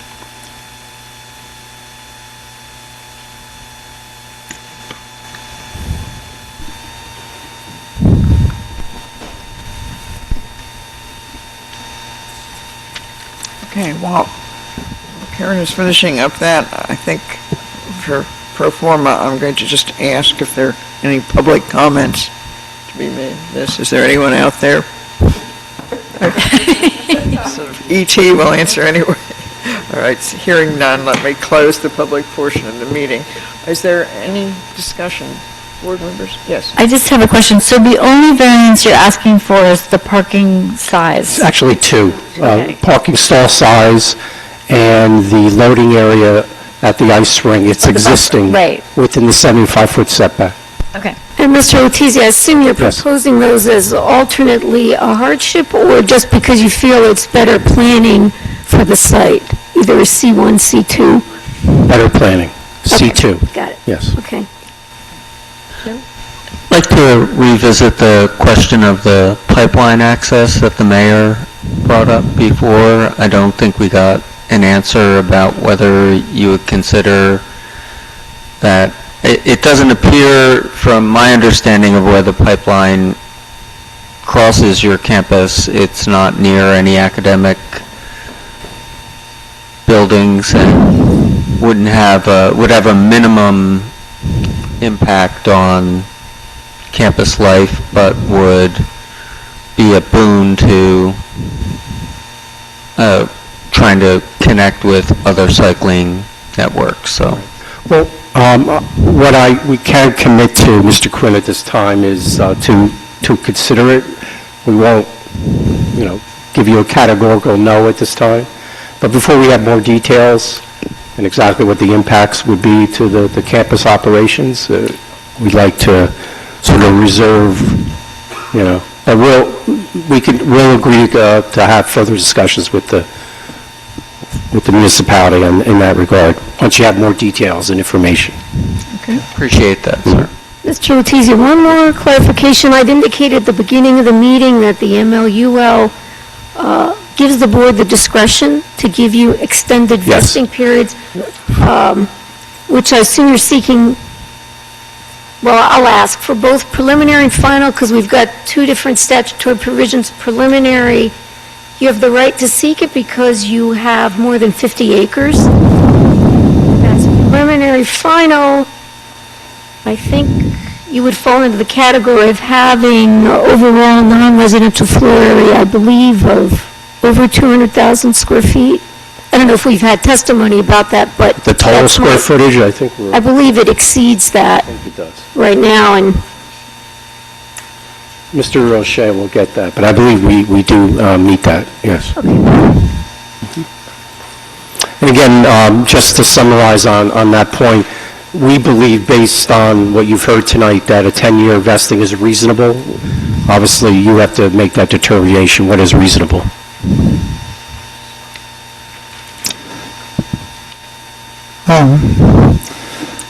I guess I would like to make an additional comment about bicycling. It's not surprising that your bike racks are underutilized if you don't allow students to ride their bikes on the campus, which is what I think I understood Mr. O'Shea to be saying the policy was going to be.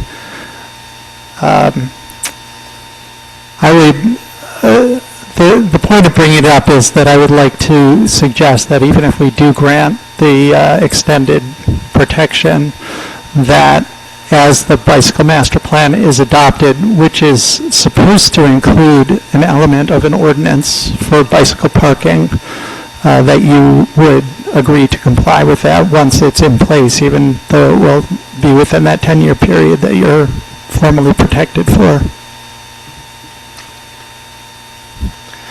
It's kind of difficult to agree to something you don't know what the scope is. Well, it's in the master plan. I mean... A master plan, is it adopted? No. It's not adopted, but it's been promulgated, and your professionals were asked to refer to it.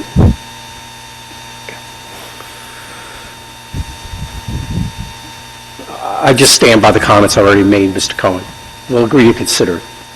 All right, well, I'd like to make it a condition of approval that you would agree to abide by it when it's adopted.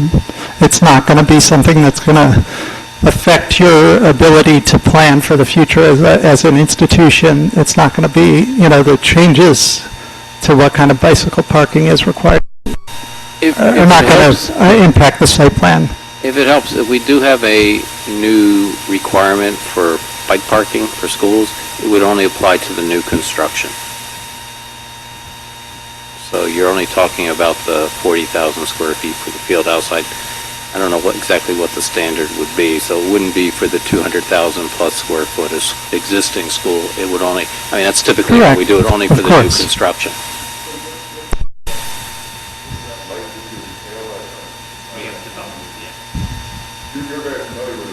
Yeah.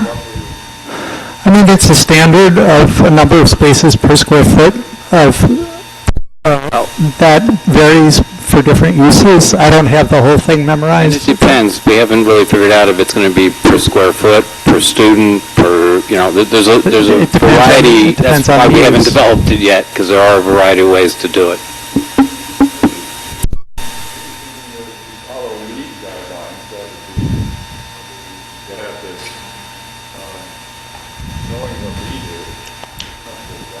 It's likely that it will not exceed what's required under LEED if you want to obtain the points for bicycle parking. Of course, under LEED, you always have the option to choose not to do some things and to do other things. If you'll commit to do the point for bicycle parking,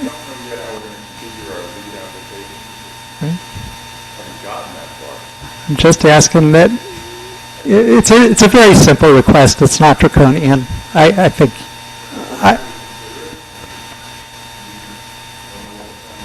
How can we ask them to agree to something that we haven't ourselves approved yet?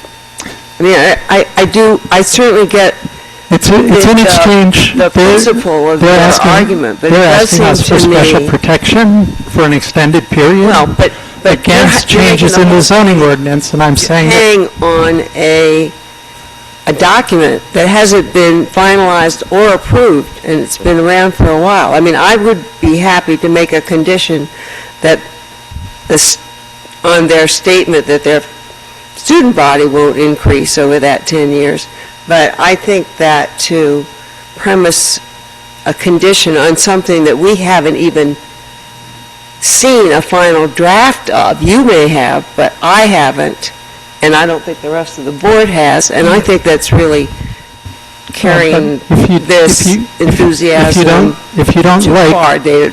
if you don't like what's ultimately in the plan, you can always vote the plan down. I mean, Well, we're not I'm going sure I don't to like approve it. anything. Right, we're not going to approve anything we don't like.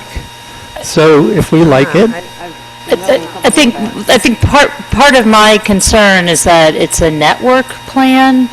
So if we are saying there's going to be a 10-year hole in this bike network. Why are you assuming that the PBS will be hostile to this? I'm not. Well, yeah, you are. No, I'm not. I'm just saying that if they were coming before us next year, we'd require them to put in whatever was required in the plan. And so my concern is if they come in 8 years and we have a lot of the network built up, and I'm not assuming they're going to be hostile to it, but we don't have anything to hang our hat on. Well, but we also don't have a bicycle plan.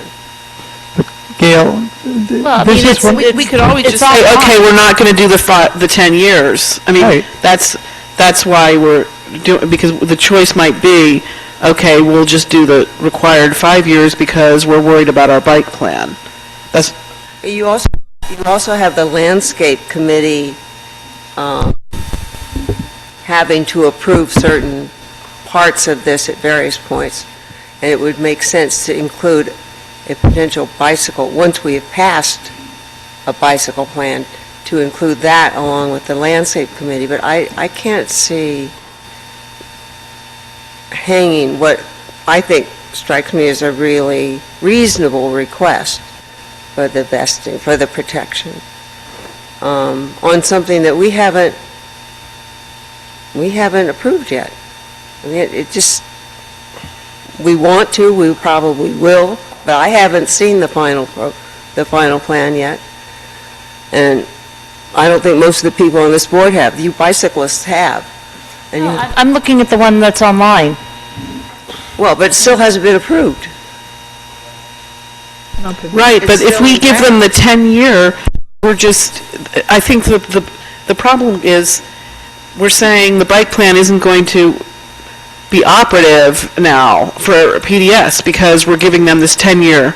So what we're asking is for PDS to, treat the bike plan as if they didn't have the 10-year extension. Isn't that what we're saying? Exactly. Mr. Letizia? I'm sorry.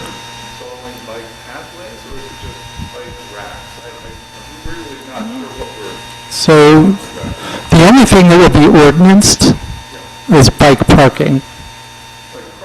Right. The rest of the master plan is just guidelines, like the rest of the master plan in general.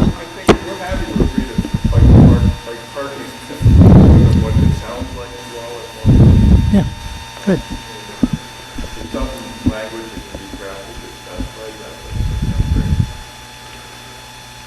Mr. Letizia, would it be acceptable to PDS if language was included in the resolution committing PDS to comply with, whatever we're going to call it, future master plan bicycle element, but that perhaps the board's willing to let you come back to the board if you say, we have great difficulty with it, or it's going to cause a hardship for us.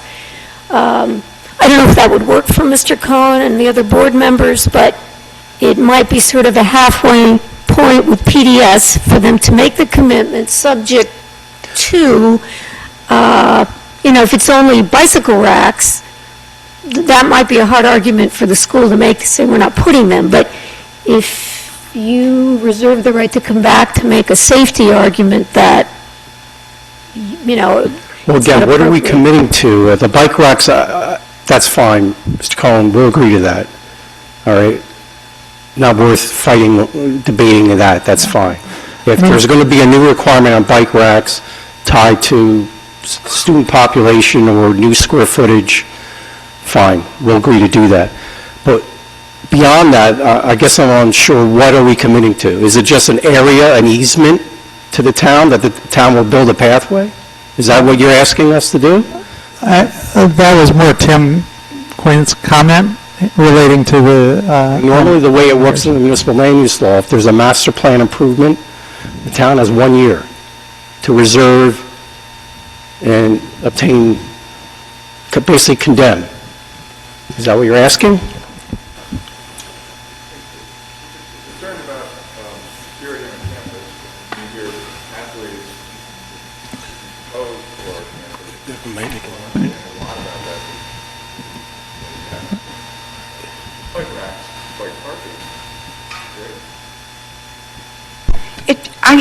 I certainly understand that you don't want to sign on to do something which you have not had an opportunity to see what's included, because it may be one little thing that you can't do that may be minor to us, but is major to you.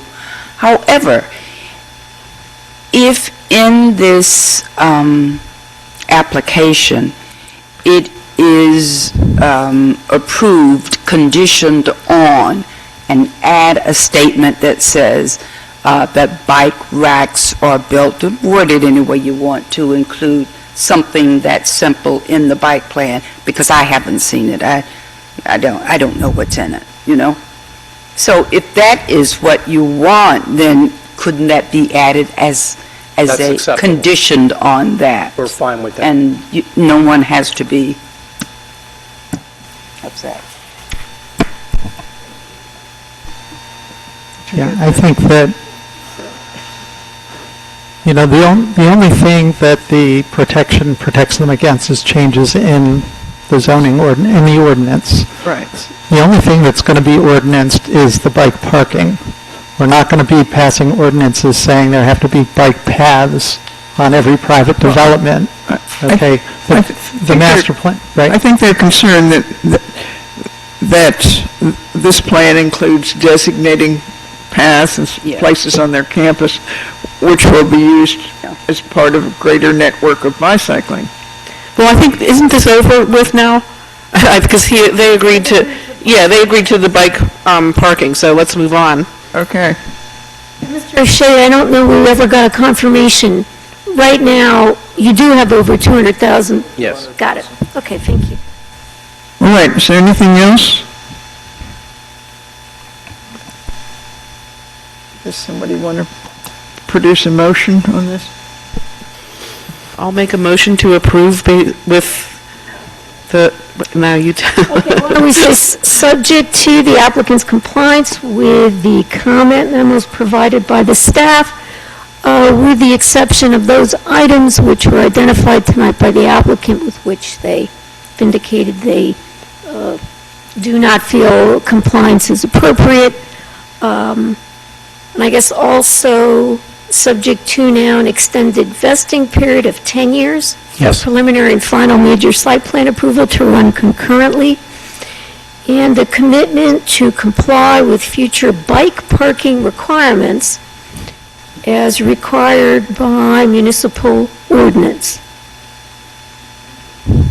Okay. Okay, is that it? And did someone move that? I'll second. Oh, Jenny, Jenny moved it, and I'll second. and Julie second. Any further comments? Want to call the roll? Ms. Capizzoli? Yes. Mr. Cohn? Yes. Ms. Miller? yes. Mayor Lambert? Mrs. Troutman? Yes. Mrs. Ullman? Yes. Mrs. Gunning? Yes. Mr. Quinn? Yes. Mr. Williamson? Yes. Motion carried. Thank you very much, and we appreciate you staying beyond your 11 o'clock. So do we. Thank you. I move to approve, to adjourn. Second. Okay, all those in favor of adjourning? I'm opposed, no. You may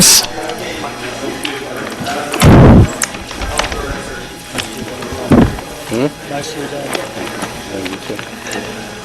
You next to me, because I couldn't remember. It's a good thing I did. Thank you, gentlemen. Well done. Oh, you're welcome. You're welcome.